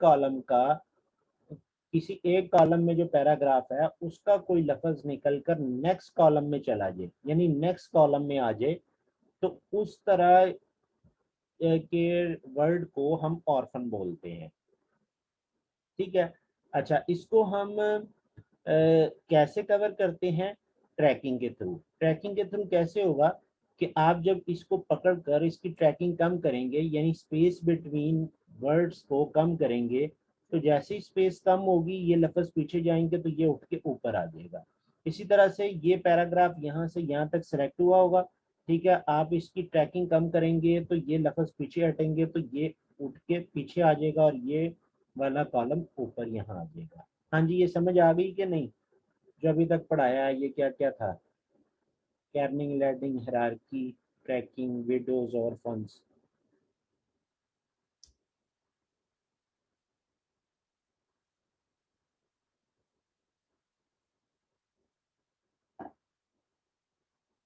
नेक्स्ट आ जाए वाइट स्पेस। वाइट स्पेस मैंने अभी आपको स्टार्टिंग में भी बताया था, बड़ी इंपॉर्टेंट है। अच्छा, वाइट स्पेस में आप क्या करते हैं कि वाइट स्पेस इंक्रीज करता है विजुअल फोकस को टेक्स्ट के ऊपर। ठीक है, अगर आप उसको बहुत ज़्यादा कंजेस्टेड कर देंगे कि उसका सांस ही ना आ रहा हो, तो उस केस के अंदर यानी क्या करेगा वो कि एक तो रीडेबिलिटी मुश्किल हो जाती है, डिज़ाइन का बिल्कुल भी सांस लेना मुश्किल हो जाता है। ठीक है। अच्छा, देखें होगा क्या कि यहाँ पर इसको देखें अगर आप, तो ये हेडिंग है, फिर वाइट स्पेस है, फिर ये टेक्स्ट है, फिर दो कॉलम्स हैं, और कितना अट्रैक्टिव लग रहा है ये सब। इसको देखें, वाइट स्पेस देखें, फिर ये यहाँ पर इन्वर्टेड कॉमास में लिखा हुआ और नीचे यानी वाइट स्पेस आ रही है। इसी तरह से इस फॉग को देखें, इसके अंदर वाइन्स बॉटल को प्रेजेंट किया गया है। ठीक है, और आफ्टर दैट यहाँ पर यहाँ से यहाँ तक एक टेक्स्ट लिखा और ये सारा एरिया खाली है। वाइट स्पेस का मतलब फिर बता रहा हूँ वो एरिया जो खाली है। मैं पढ़ा रहा था तो किसी स्टूडेंट ने कहा था सर ये तो ब्लैक है, आप वाइट स्पेस कह रहे हैं। तो वो वाइट स्पेस का मतलब ये नहीं है कि ये ब्लैक है तो ये ब्लैक स्पेस होगी। वाइट स्पेस का मतलब है ब्लैंक स्पेस। आपने ब्लैंक स्पेस छोड़ के चलना है। ठीक है, उससे क्या होगा कि एक विजुअल फोकस बेटर वे में आ रहा है।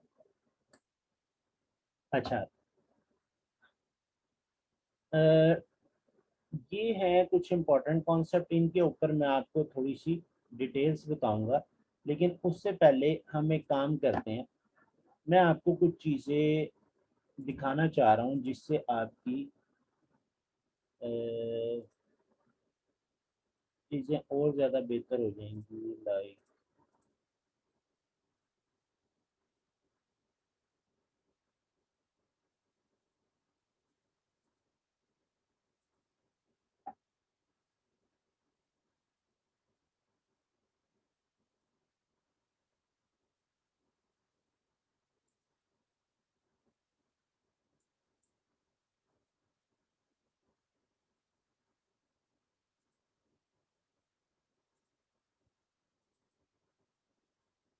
अच्छा देखें, ये एक डिज़ाइन है।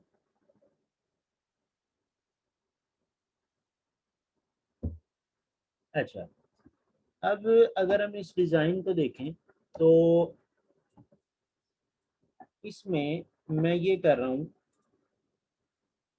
मैंने इसको, इस फॉन्ट को यहाँ से बढ़ा दिया।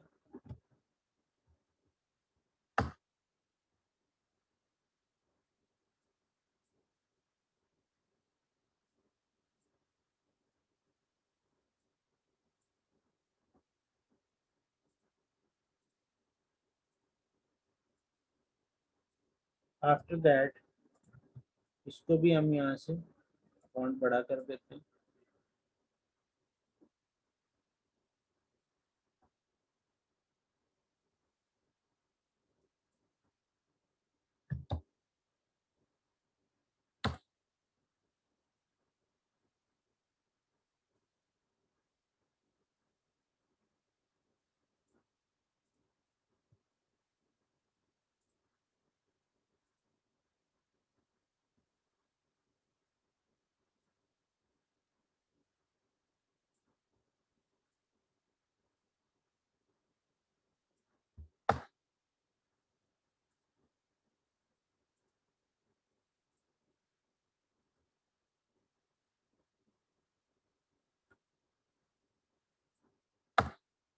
ये किया, यहाँ से हमने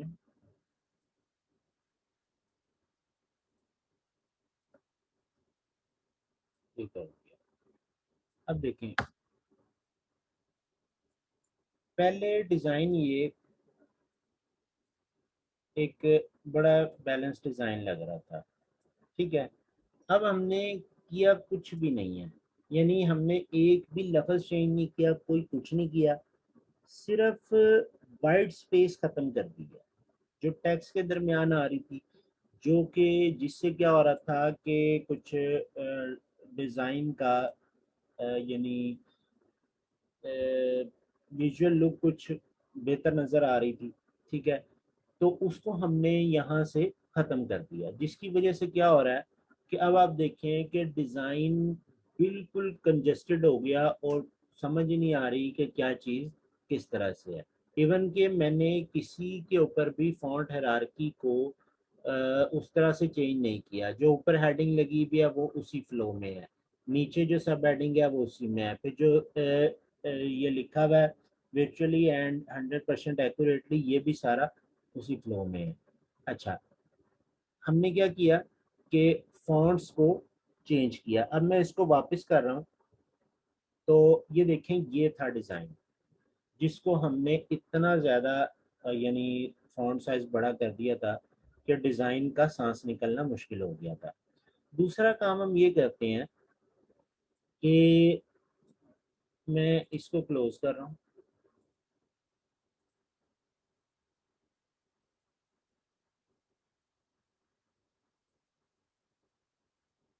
और यहाँ से इनको ओपन कर लेते हैं। अच्छा, अब देखें, ये भी एक डिज़ाइन है। इसमें मैं क्या करूँगा कि सारा कुछ सेम रहने दूंगा। चेंज क्या करूँगा, इसको मैंने सेलेक्ट किया, ठीक है। यहाँ आकर मैंने इसको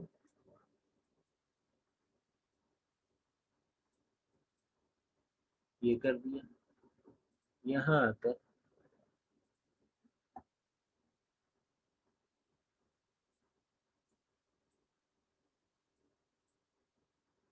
ये कर लिया,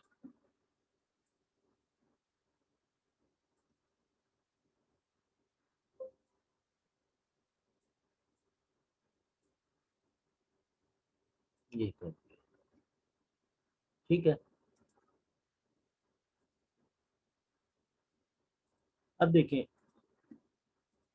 कहीं पर कोई भी चीज़ मैंने चेंज नहीं की, यानी जहाँ ये मुहतरमा बैठी हुई है ये भी ऐसे ही अपनी लोकेशन पर है।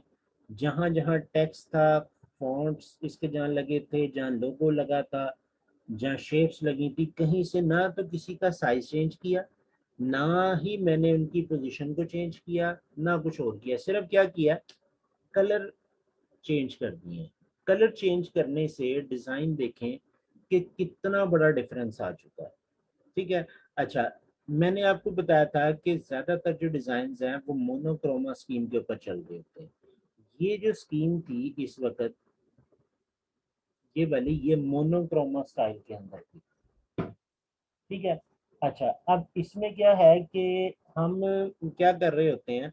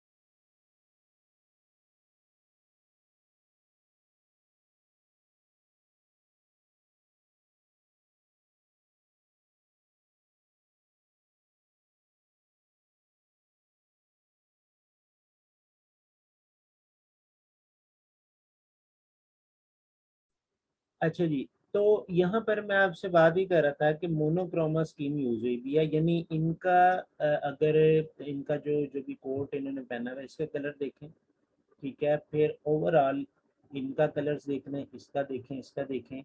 अच्छा, अब यहाँ पर एक चीज़ चेंज ये की है कि अभी मैंने एक आपको एक चीज़ दिखाई थी, जो स्क्रिप्ट फॉन्ट होता है या जो हैंड राइटिंग फॉन्ट होता है वो होता है सेंटीमेंट इमोशंस के लिए। ठीक है, यहाँ पे देखें एक लिखा हुआ है service you can trust on. ठीक है, यानी इसमें एक सेंटीमेंट या इमोशन फील, यानी एक ऐसी चीज उसमें दिखानी है। तो उसमें देखें जो ट्रस्ट ऑन है, ट्रस्ट ऑन को येलो कलर में थोड़ा सा फॉन्ट बड़ा करके, ठीक है, और रेस्ट ऑफ ऑल जो लिखा हुआ है service you can, service you can, और आगे ट्रस्ट ऑन मैंने आपको बता ही दिया है।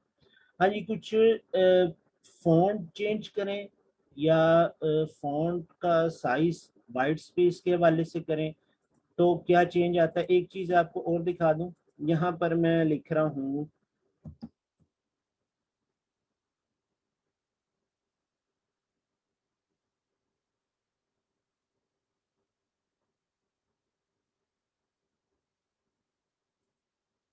मैंने एक ये फॉन्ट लगाया और इसको मैंने यहाँ से ये कर दिया। अब क्या है कि ये भी तो एक फॉन्ट है ना, मैंने इसको लगा दिया और लगा कर आप देखें कि रीडेबल भी है किसी हद तक। ठीक है, आफ्टर दैट हम ये करते हैं कि यहाँ से इसको स्पेसिंग बढ़ा देते हैं। ठीक है, स्पेसिंग बढ़ाकर मैं इसको थोड़ा सा ऊपर ले लेता हूँ। अभी भी देख लें जो डिज़ाइन का पहले इंप्रेशन आ रहा था वो इंप्रेशन नहीं आ रहा। ठीक है, तो हर चीज़ आपने रूल्स एंड रेगुलेशन के अकॉर्डिंग लगाएंगे तो ऑटोमेटिकली आपका डिज़ाइन अच्छा लगने लगेगा। ठीक है। अच्छा, अब टोटल जो बात हमने ये की अभी तक कि अगर आप वाइट स्पेस नहीं छोड़ेंगे, डिज़ाइन को सांस नहीं लेने देंगे, तब भी डिज़ाइन अच्छा नहीं लगेगा। दूसरी बात ये कि अगर आप डिज़ाइन के अकॉर्डिंग फॉन्ट्स यूज़ नहीं करेंगे, तब भी डिज़ाइन का बेड़ा गर्क हो जाएगा। और तीसरी बात ये कि आप सब कुछ सेम रहने दें और एक दो तीन चार डिफरेंट कलर्स यूज़ कर लें डिज़ाइन में, तब भी डिज़ाइन जो है वो अच्छा नहीं लग रहा होगा। ठीक होगी बात। अच्छा, हाँ जी, यहाँ तक चीजें क्लियर हुई कि नहीं हुई?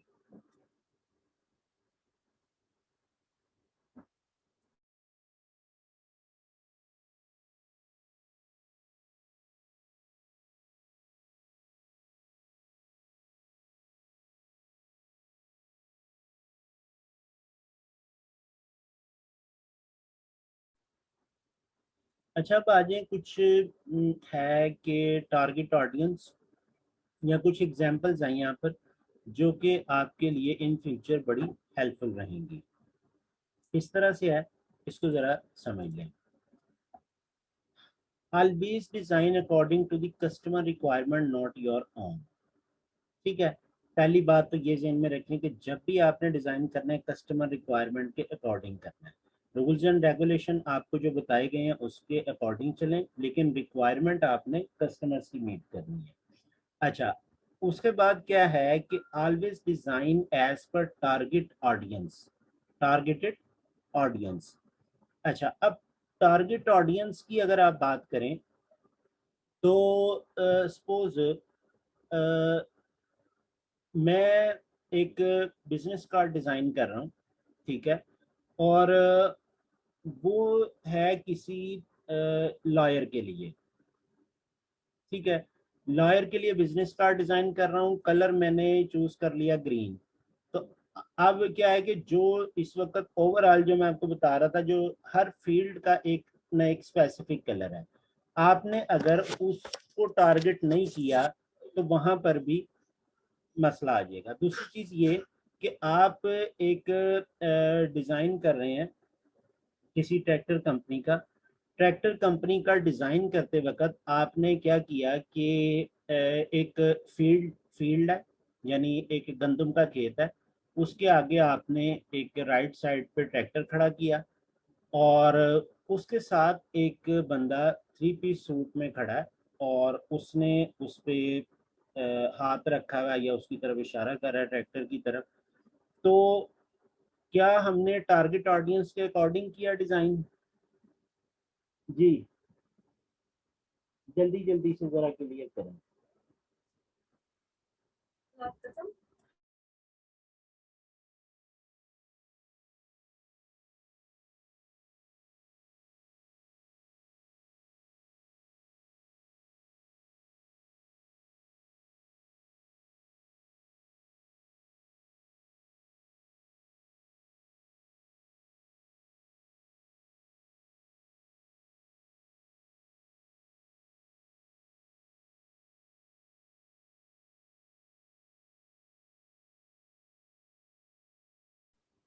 अच्छा, अब यानी हम अगर उसको रिप्लेस कर लें, इस थ्री पीस सूट वाले बंदे को फार्मर के साथ रिप्लेस कर लें, तो आप टारगेट ऑडियंस के अकॉर्डिंग डिज़ाइन कर रहे हैं।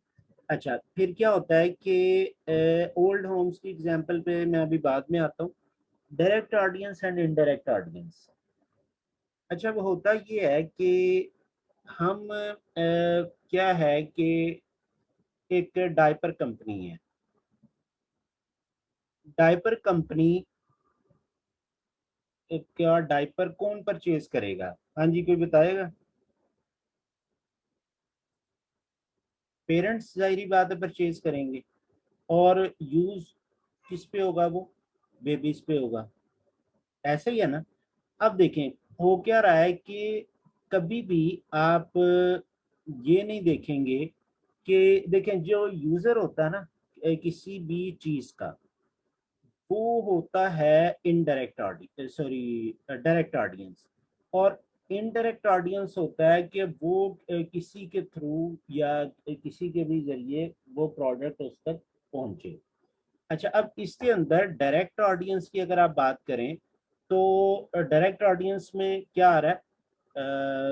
यानी बेबीज आ रहे हैं, ठीक है। और इनडायरेक्ट ऑडियंस में क्या आएगा? पेरेंट्स आएंगे। तो कभी आपने ऐसा देखा है कि किसी डायपर के पैक के ऊपर पेरेंट्स की तस्वीर लगी हुई हो? कभी भी नहीं देखेंगे आप। बेशक पेरेंट्स ने उसको परचेज करना है, लेकिन पिक्चर किसकी होगी? यूजर, यानी प्रोडक्ट यूजर की इमेज उसके ऊपर होगी।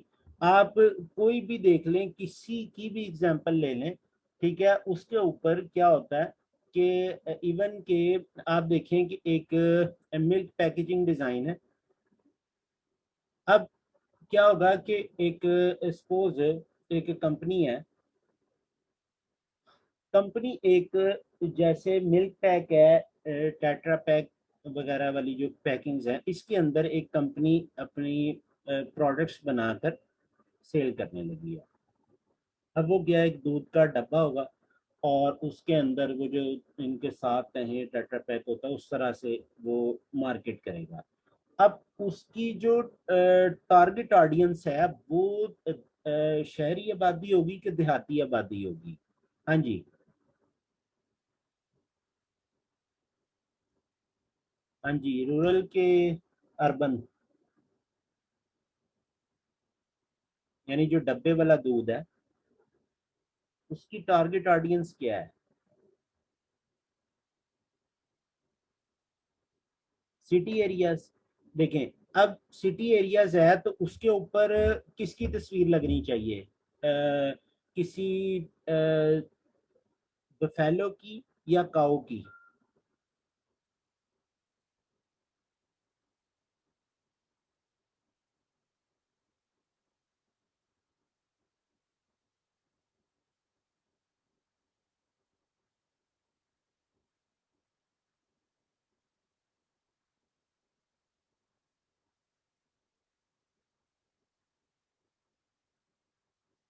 अच्छा, अब होता क्या है कि जो भी, अब ये देखें, ये सारी चीजें आपको इसलिए बता रहा हूँ क्योंकि आप उसको यानी डिफरेंट वे में सोचें। जब भी आपके पास कोई भी प्रोजेक्ट सिनेरियो आए या कोई क्लाइंट ब्रीफ आए तो आप उसको डिफरेंट वेज में सोच रहे हो। अच्छा, अब यहाँ पर क्या होता है कि हम क्या करते हैं कि जी जो कि थोड़ा बहुत सीख सिखा कर टूल्स आ जाएंगे, वो क्या करेंगे कि उनके पास कोई भी आया, उन्होंने देख लेना जी मझ दूध देती है, चलो जी मझ चुक के ला दिया। अब वो ये नहीं देख रहा कि दूध किस पैकिंग में, टेट्रा पैक है, किस लेवल के ऊपर उसने मार्केट होना है, ये सारी चीजें आपने देखनी है। फिर इवन के यहाँ तक होता है कि ऑटोमेटेड प्लांट जो है वो काऊ को लगे हुए होते हैं। यानी आप अगर तस्वीर देखें ना मिल्क पैक पे या हलीब वगैरह पे, तो वहां पर आप इस तरह की चीजें देख रहे होंगे। अच्छा, अब यहाँ पर यानी कुछ चीजें क्लियर हो गई। ओल्ड होम्स है, ओल्ड होम्स के हवाले से मैंने कहा था, मैं अभी बाद में बताता हूँ। यहाँ देखें चीज है, यहाँ लिखा हुआ है be social and observe environment very important. अच्छा, मैं ये कहता होता हूँ कि हम लोग ग्राफिक डिजाइनर हैं, ठीक है। ग्राफिक डिजाइनर जो होता है ना, वो ग्राफिक डिजाइनर से ज्यादा बड़ा ऑब्जर्वर होता है। वो हर वक्त हर चीज को कहीं ना कहीं ऑब्जर्व कर रहा होता है। अच्छा, अब ये चीज इतनी इम्पोर्टेंट है, इतनी इम्पोर्टेंट है, be social and observe environment, कि आपका ग्राफिक डिजाइन का सारा नॉलेज एक तरफ और बी सोशल एंड ऑब्जर्वर होना एक तरफ। ये बात मैं क्यों कह रहा होता हूँ, उसकी रीजन ये है कि सपोज एक बंदा आपसे कहता है कि ओल्ड होम्स, जैसे हमारे यहाँ तो नहीं होते, हमारे यहाँ तो डायरेक्ट निकाल देते हैं पेरेंट्स को, लेकिन वहाँ पर उन्होंने ये सारे इंतजाम किए हुए हैं। ओल्ड होम्स बने हुए हैं जहाँ पर वो यानी जो होते हैं, औलाद जो होती है वो अपने पेरेंट्स को वहाँ आकर छोड़ जाती है। अच्छा, अब वो कहता है कि जी ओल्ड होम्स, आपने क्या करना है, ओल्ड होम्स का डिज़ाइन करना, ओल्ड होम्स का एक लोगो कर दें, उसका एक फ्लायर करना है, फ्लायर के अलावा कुछ प्रमोशनल कैंपेन्स चलानी है हमने, कुछ इस तरह की चीज़ें वो कहता है हमें। अच्छा, अब क्या है कि आप अगर सोशल नहीं है, सोशल से मतलब ये कि आपने कभी अपने ग्रैंड पेरेंट्स के पास बैठ के देखा ही नहीं है, या आप अपने पेरेंट्स को टाइम नहीं देते, ठीक है, आप अपने बिजनेस में या काम में बिजी हैं, तो क्या है कि आपको पता ही नहीं है कि एक ओल्ड मैन या ओल्ड वुमेन की क्या फीलिंग्स होती हैं, उनकी क्या लाइकिंग क्या डिसलाइकिंग्स होती हैं, वो किस तरह के कलर्स को पसंद करते हैं, ठीक है, किस तरह के कपड़े पसंद करते हैं। ये सारी चीजें आपको आएंगी बी सोशल होने से। ठीक है।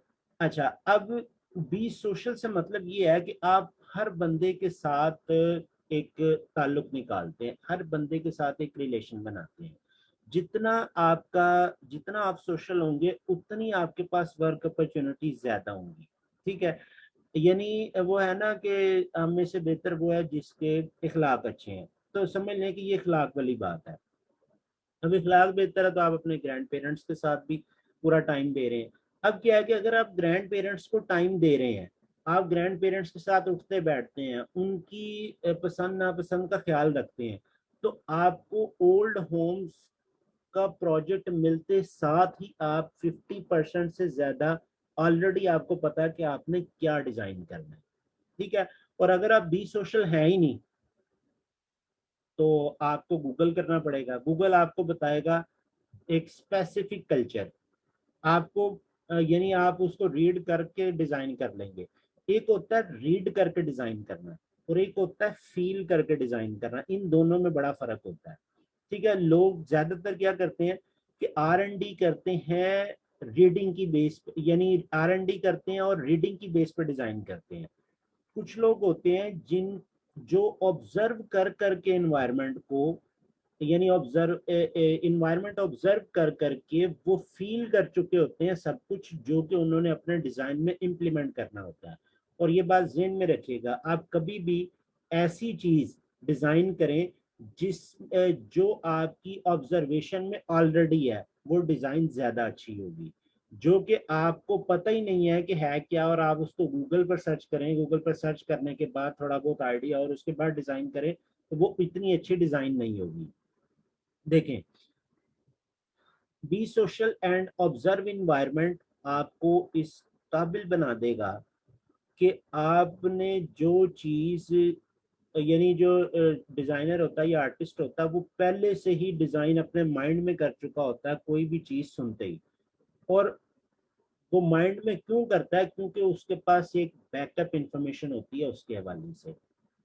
हाँ जी, ये बात समझ आई कि नहीं आई? Be social and observe environment very important, very very very important. ठीक है, और आपको ये बात कहीं यूट्यूब से नहीं पता लगेगी, किसी भी ट्यूटोरियल में नहीं पता लगेगी। ये मेरा अपना एक्सपीरियंस है जो मैं आप लोगों के साथ शेयर कर रहा हूँ। अच्छा, एक और चीज़ है, new ideas can not be created without information. आपका नया आइडिया इंफॉर्मेशन के बगैर कभी क्रिएट नहीं हो सकता। ठीक है, कुछ लोग इस पे इख्तलाफ करते हैं। अच्छा, एक मैं एज कॉलेज है यहाँ पर लाहौर में, तो वहाँ पर फिजिकल क्लासेस होती थी, फिजिकल क्लासेस पढ़ा रहा था। ऐसे में चार चार एक साल पहले की बात है। वहाँ पर एक साहब आए, उनकी एज कोई 40+ थी, यानी सबसे जो समझ लें सीनियर स्टूडेंट थे वो उस क्लास के। तो मैंने जब ये बात की कि new ideas can not be created without information, तो उन्होंने कहा नहीं नहीं सर, सॉरी सॉरी सर, मैं इस बात से आपकी एग्री नहीं करता। मैंने कहा जी फिर आप रीज़न बता दें क्यों एग्री नहीं कर रहे। तो उन्होंने कहा जी कि आप एग्जाम्पल एग्जाम्पल मैं आपको क्या दूँ, जैसे न्यूटन है। तो न्यूटन ने देखा कि जी सेब नीचे को गिर रहा है, तो उसके जहन में आइडिया आ गया ये ऊपर को क्यों नहीं गिर रहा, ये ऊपर को क्यों नहीं जा रहा। तो जो है उसके पास क्या इंफॉर्मेशन थी इस ये सोचने की कि जी ये ऊपर को क्यों नहीं जा रहा। मैं कहा आपको पता है इन्फॉर्मेशन हम गेट कैसे करते हैं? यानी मैंने उनको आगे से रिप्लाई किया, इन्फॉर्मेशन हम गेट कैसे करते हैं? इन्फॉर्मेशन हम गेट करते हैं आवाज़ खमसा से। कितनी तरह के हैं? हाँ जी, कितनी तरह के होते हैं सेंसेस जो हैं, वो कितनी कितनी टाइप्स हैं उनकी, कोई है आइडिया इस बात का? इसका ताल्लुक भी आपके ग्राफिक डिजाइन से है। 5 कौन कौन से?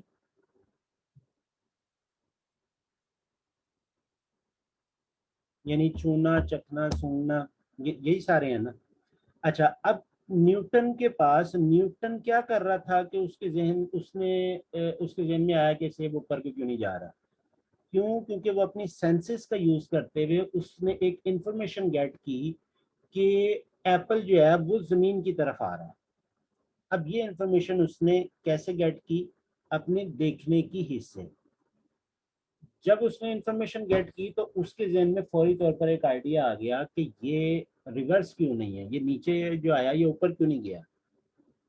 तो उसके ऊपर उन्होंने इस बात से एग्री कर लिया, ठीक है सर अगर ये बेस है तो मैं फिर एग्री करता हूँ आपकी बात से कि जो इंफॉर्मेशन है can not be created without information, यानी जो आइडियाज हैं वो can not be created without information. अच्छा, अब क्या है कि फिर मैंने उनको एक एग्जांपल दी कि एग्जांपल में ये है कि जो कि मैं आमतौर पे स्टूडेंट्स को देता होता हूँ, वो एग्जांपल कुछ इस तरह से है कि अ, हम जब भी कोई भी आवाज़ हमारी समाज से टकराती है ना, तो हमारा जो ब्रेन है या जो हमारा माइंड है वो उसका एक इमेज बनाता है। देखें अब आप लोग ज़रा सोचना शुरू करें। मैंने कहा पेन, फौरी तौर पे पेन का एक इमेज हमारे माइंड में आया। वो बेशक जो है प्लास्टिक का पेन है, ठीक है, वो जो है इंक वाला है या बॉल पेन है, कुछ भी है। मैंने कहा ग्लास, आपके जहन में ग्लास का इमेज आएगा। अब आपके जहन में क्या है कि जी वो जो है शीशे का ग्लास है, स्टील का, पीतल का, प्लास्टिक का, किसी का भी है, आपके जहन में ग्लास का एक इमेज बनेगा। ठीक है, मैं कहता हूँ चेयर, मैं कह रहा हूँ माउस, लैपटॉप, ठीक है, मोबाइल, कबर्ड, हर चीज का एक इमेज बनता है। मैंने कहा सेंटियानो गार्डियानो, यहाँ पर क्या हुआ कि दिमाग की लाइट चली जाएगी। वो सुनेगा, सोचेगा और एकदम खामोश हो जाएगा कि ये क्या हुआ, ये क्या था सेंटियानो गार्डियानो। ठीक है, यही चीज है be social and observe environment always. अगर आप भी सोशल होते, आपने इन्वायरमेंट को ऑब्जर्व किया होता, ठीक है, तो सेंटियानो गार्डियानो सुनते ही आपके जहन में एक इमेज बनता, जैसे ग्लास का बना, कुर्सी का बना, ठीक है, टेबल का बना, कबर्ड का बना, माउस का बना, इसी तरह से इसका भी एक इमेज बनना चाहिए था। इसका इमेज क्यों नहीं बना? क्योंकि इसकी आपको इंफॉर्मेशन नहीं है। समझ आ रही बात की? अब जिसकी इंफॉर्मेशन नहीं है उसको फिर आप गूगल करेंगे। जब आप गूगल करेंगे तो आप आर एन डी कर रहे हैं वर्ड बेस के ऊपर, आपकी R N D feeling base के ऊपर नहीं है। ठीक है, तो अब क्या है कि आप अगर आपसे कोई कहता है कि जी जूस, मैं एक जूस लॉन्च करने लगा, उसका एक डिजाइन करते हैं, आप कहेंगे यार मसला ही कोई नहीं। मेरे एक्सपीरियंस में है, मैंने कई जूस पिए हैं जिंदगी में, मसला ही कोई नहीं है। मैं अभी एक जो है मैं सोच रहा हूँ कि अगर मैंगो जूस हो उसमें मैं हाफ मैंगो लगा दूँ, थोड़ा सा जूस जो है वो क्या कहते हैं यानी गिलास से थोड़ा सा बाहर आ रहा हो छलक के, कुछ ऐसा आइडिया मेरे जहन में आ रहा है। अब क्या है कि जैसी जूस डिजाइन की बात हुई तो मेरे जहन में डिफरेंट आइडियाज आने शुरू हो गए। ये है आपका be social and observe environment, कि आपको पहले से ही उसकी जब इंफॉर्मेशन होगी तो आप आधा डिजाइन तो वैसे ही सोच लेंगे, और आधा क्या होगा कि आप आर एन डी करेंगे गूगल के ऊपर, डिफरेंट डिजाइन देखेंगे, उससे अपना एक आइडिया क्रिएट करेंगे, न्यू आइडिया बन जाएगा। अब ये न्यू आइडिया कैसे बना? इंफॉर्मेशन की बेस के ऊपर जो कि ऑलरेडी आपको थी। गार्डियानो सेंटियानो की इंफॉर्मेशन आपको नहीं थी तो आपके दिमाग की लाइट चली गई थी उसके ऊपर। बाकी मैंने जितने भी वर्ड बोले उसके ऊपर कोई ना कोई इमेज लाजमी बन रहा था। अब क्या है कि गार्डियानो सेंटियानो का था, ये मेरे दिमाग की लाइट गई थी आज से भी 3-4 साल पहले। मैं फ्रीलांसिंग का एक प्रोजेक्ट था, तो उसने मुझे कहा कि जी मुझे एक लोगो चाहिए, मेरी एक कंपनी है गार्डियानो सेंटियानो। तो मैं फटाफट गूगल किया, मैं गार्डियानो सेंटियानो, गूगल भी आगे से खामोश। अब वो लफ्ज़ था गार्डियानो सेंटियानो, कोई मेरा ख्याल फ्रेंच ज़बान का था या जर्मन का था। तो फिर उसने मुझे कहा कि मैं जो है पता नहीं फ्रेंच हूँ या जर्मन हूँ, तो हम एक गार्डन बना रहे हैं, यानी गार्डियानो, यानी एक गार्डन बना रहे हैं, और सेंटियानो का मतलब जो उसने बताया जैसे ये होते हैं गेस्ट हाउसेस वगैरह होते हैं, तो वहाँ पर उस गार्डन के अंदर जो है गेस्ट हाउस होंगे और इस तरह के उसने मुझे थोड़ा सा सिनेरियो बताया। तो उससे मुझे आइडिया हुआ कि इसको एक ऐसा लोगो चाहिए जिसमें कोई गार्डन या रेस्ट हाउस टाइप कोई लुक एंड फील आनी चाहिए। ठीक है। तो उससे क्या हुआ कि जो मेरे दिमाग की लाइट उस लफ्ज़ को सुन के गई थी, उसकी जब मैंने उसको एक्सप्लोर किया, उससे थोड़ी सी बातचीत की, तो वो दोबारा वापस आ गई। और मुझे ये आइडिया हो गया कि इसको गेस्ट हाउस से रिलेटेड और कुछ गार्डन से रिलेटेड कोई चीज़ चाहिए। अब गेस्ट हाउस भी मेरे प्रीवियस नॉलेज में है, और क्या है यानी गार्डन भी मेरे प्रीवियस नॉलेज में है। सिर्फ फ़र्क क्या आ रहा था कि लफ्ज़ किसी और ज़ुबान में थे। हाँ जी, यहाँ तक बातें क्लियर हो गई हैं कि नहीं हुई?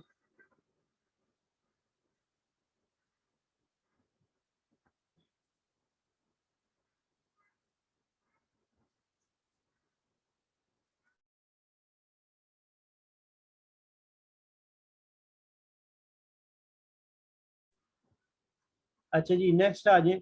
तो आगे आ जाती हैं, कुछ साइट्स हैं जो कि इम्पोर्टेंट साइट हैं, मैंने आप लोगों के लिए लिखी हुई हैं इसमें। जैसे फ़ॉन्ट के लिए मैंने बल्कि इसमें शायद अपडेट भी किया था इसको।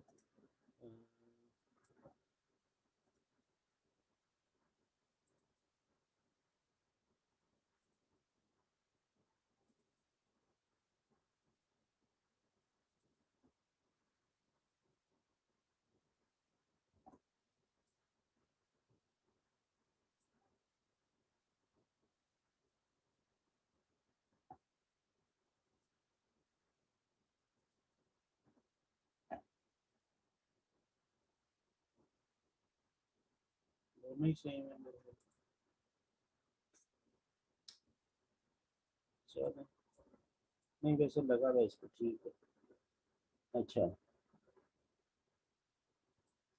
ये है जी वेबसाइट से टाइप की किट डा font, font squirrel, type type anything आयो, ये फ़ॉन्ट के लिए हैं। और भी काफ़ी सारी वेबसाइट हैं, लेकिन मैं ये डा फ़ॉन्ट को बहुत ज़्यादा यूज़ कर रहा होता हूँ, इसके लिए फ़ॉन्ट स्पायरल को कर रहा होता हूँ। तो टाइप किट भी अच्छी है, तो इनको आप देख सकते हैं। ठीक है। फिर इमेजेस डाउनलोड करने के लिए जो सबसे पहले नंबर पे साइट है मेरी नज़र में, फ्री इमेजेस है, सॉरी फ्री पिक है। फ्री पिक सबसे पहले नंबर पे, और उसके बाद इन सब का नंबर बाद में आता है। ठीक है। और जिसमें ये पिक्सल्स, पिक्साबे एंड स्प्लैश, ये तीनों भी अच्छी हैं, फ्री इमेजेस भी अच्छी है। ठीक है। लेकिन फ्री पिक का जवाब कोई नहीं, इसका मैंने एक पेड अकाउंट भी परचेज किया हुआ है, जो कि मेरा कल कोई 90 या 95 यूरो में मिल जाता है। अच्छा, फिर क्या है, वैसे इस पे काफ़ी सारी फ्री, बहुत ज़्यादा चीज़ें फ्री हैं। ठीक है। कुछ चीज़ें पेड भी हैं, तो पेड के लिए आपको अकाउंट परचेज करना पड़ता है, यानी मिक्स है। कोई मेरा ख्याल 60-70% मटेरियल फ्री होगा, बाकी का जो है पेड है। अच्छा, इसी तरह से कुछ वेबसाइट हैं वेक्टर्स डाउनलोड करने के लिए, फ्री पिक जैसे लिखी यहाँ पे इमेजेस के लिए, वैसे इसमें आपको वेक्टर्स भी मिल जाएंगे। ऑल फ्री डाउनलोड्स भी अच्छी साइट है वेक्टर के लिए, फ्री वेक्टर भी ठीक है। ये दो साइट वेक्टर के लिए काफ़ी ज़्यादा बेहतर है। डिज़ाइन इंस्पिरेशन के लिए ग्राफिक रिवर है, ड्रिबल है, बिहेंस है, अपलैब है, 99 डिज़ाइन है, Designhill, Pinterest, design inspiration, Creative Market भी है एक, वो शायद मैंने इसमें नहीं लिखी। क्रिएटिव मार्केट भी सर्च कर लीजिएगा। ठीक है। जो डिज़ाइन इंस्पिरेशन के लिए मैं जो सबसे ज़्यादा यूज़ करता हूँ, पिंटरेस्ट करता हूँ, ग्राफिक रिवर करता हूँ, बिहेंस करता हूँ, या बिहेंस कह लें सबसे पहले यूज़ करता हूँ। तो ये है जी आज का लेक्चर। ठीक है। इसमें मुझे उम्मीद है कि अब आप लोगों की ग्राफिक डिज़ाइन, डिज़ाइन रूल्स और इस तरह की चीज़ों से रिलेटेड काफ़ी ज़्यादा चीज़ें क्लियर हो गई होंगी। ठीक है। अब मेरा ख्याल कोई कंफ्यूजन नहीं रहनी चाहिए, आगे हम सारा प्रोफेशनल काम करेंगे, इन्हीं रूल्स एंड रेगुलेशन को हम अडॉप्ट करेंगे, और यही चलने हैं आपके फॉर एवर, यानी होल लाइफ। आप जब भी कोई भी डिज़ाइन कर रहे हैं तो यही रूल्स एंड रेगुलेशन है जिनको आपने फॉलो करना है। और इसी तरह के रिसोर्सेज हैं, रिसोर्सेज की में भी और साइट्स भी आ जाएं, तो यही चीज़ें आप लोगों ने करनी है। हाँ जी, यहाँ तक सबको क्लियर है। और जो चीज़ें क्लियर हो गई हैं कि नई ग्राफिक डिज़ाइन से रिलेटेड, जिसमें इमेज फॉर्मेट, कलर की थ्योरी और टाइपोग्राफी, यानी दो चीज़ें बड़ी इंपॉर्टेंट है, कलर्स एंड टाइप। तो इन दोनों से रिलेटेड बड़ी डिटेल में डिस्कशन हुई है। मुझे उम्मीद है कि अब आपकी कोई भी चीज़ ऐसी नहीं होगी जो कि यानी रह गई हो थियोरेटिकल लेक्चर्स के अंदर से। हाँ जी, क्लियर बात।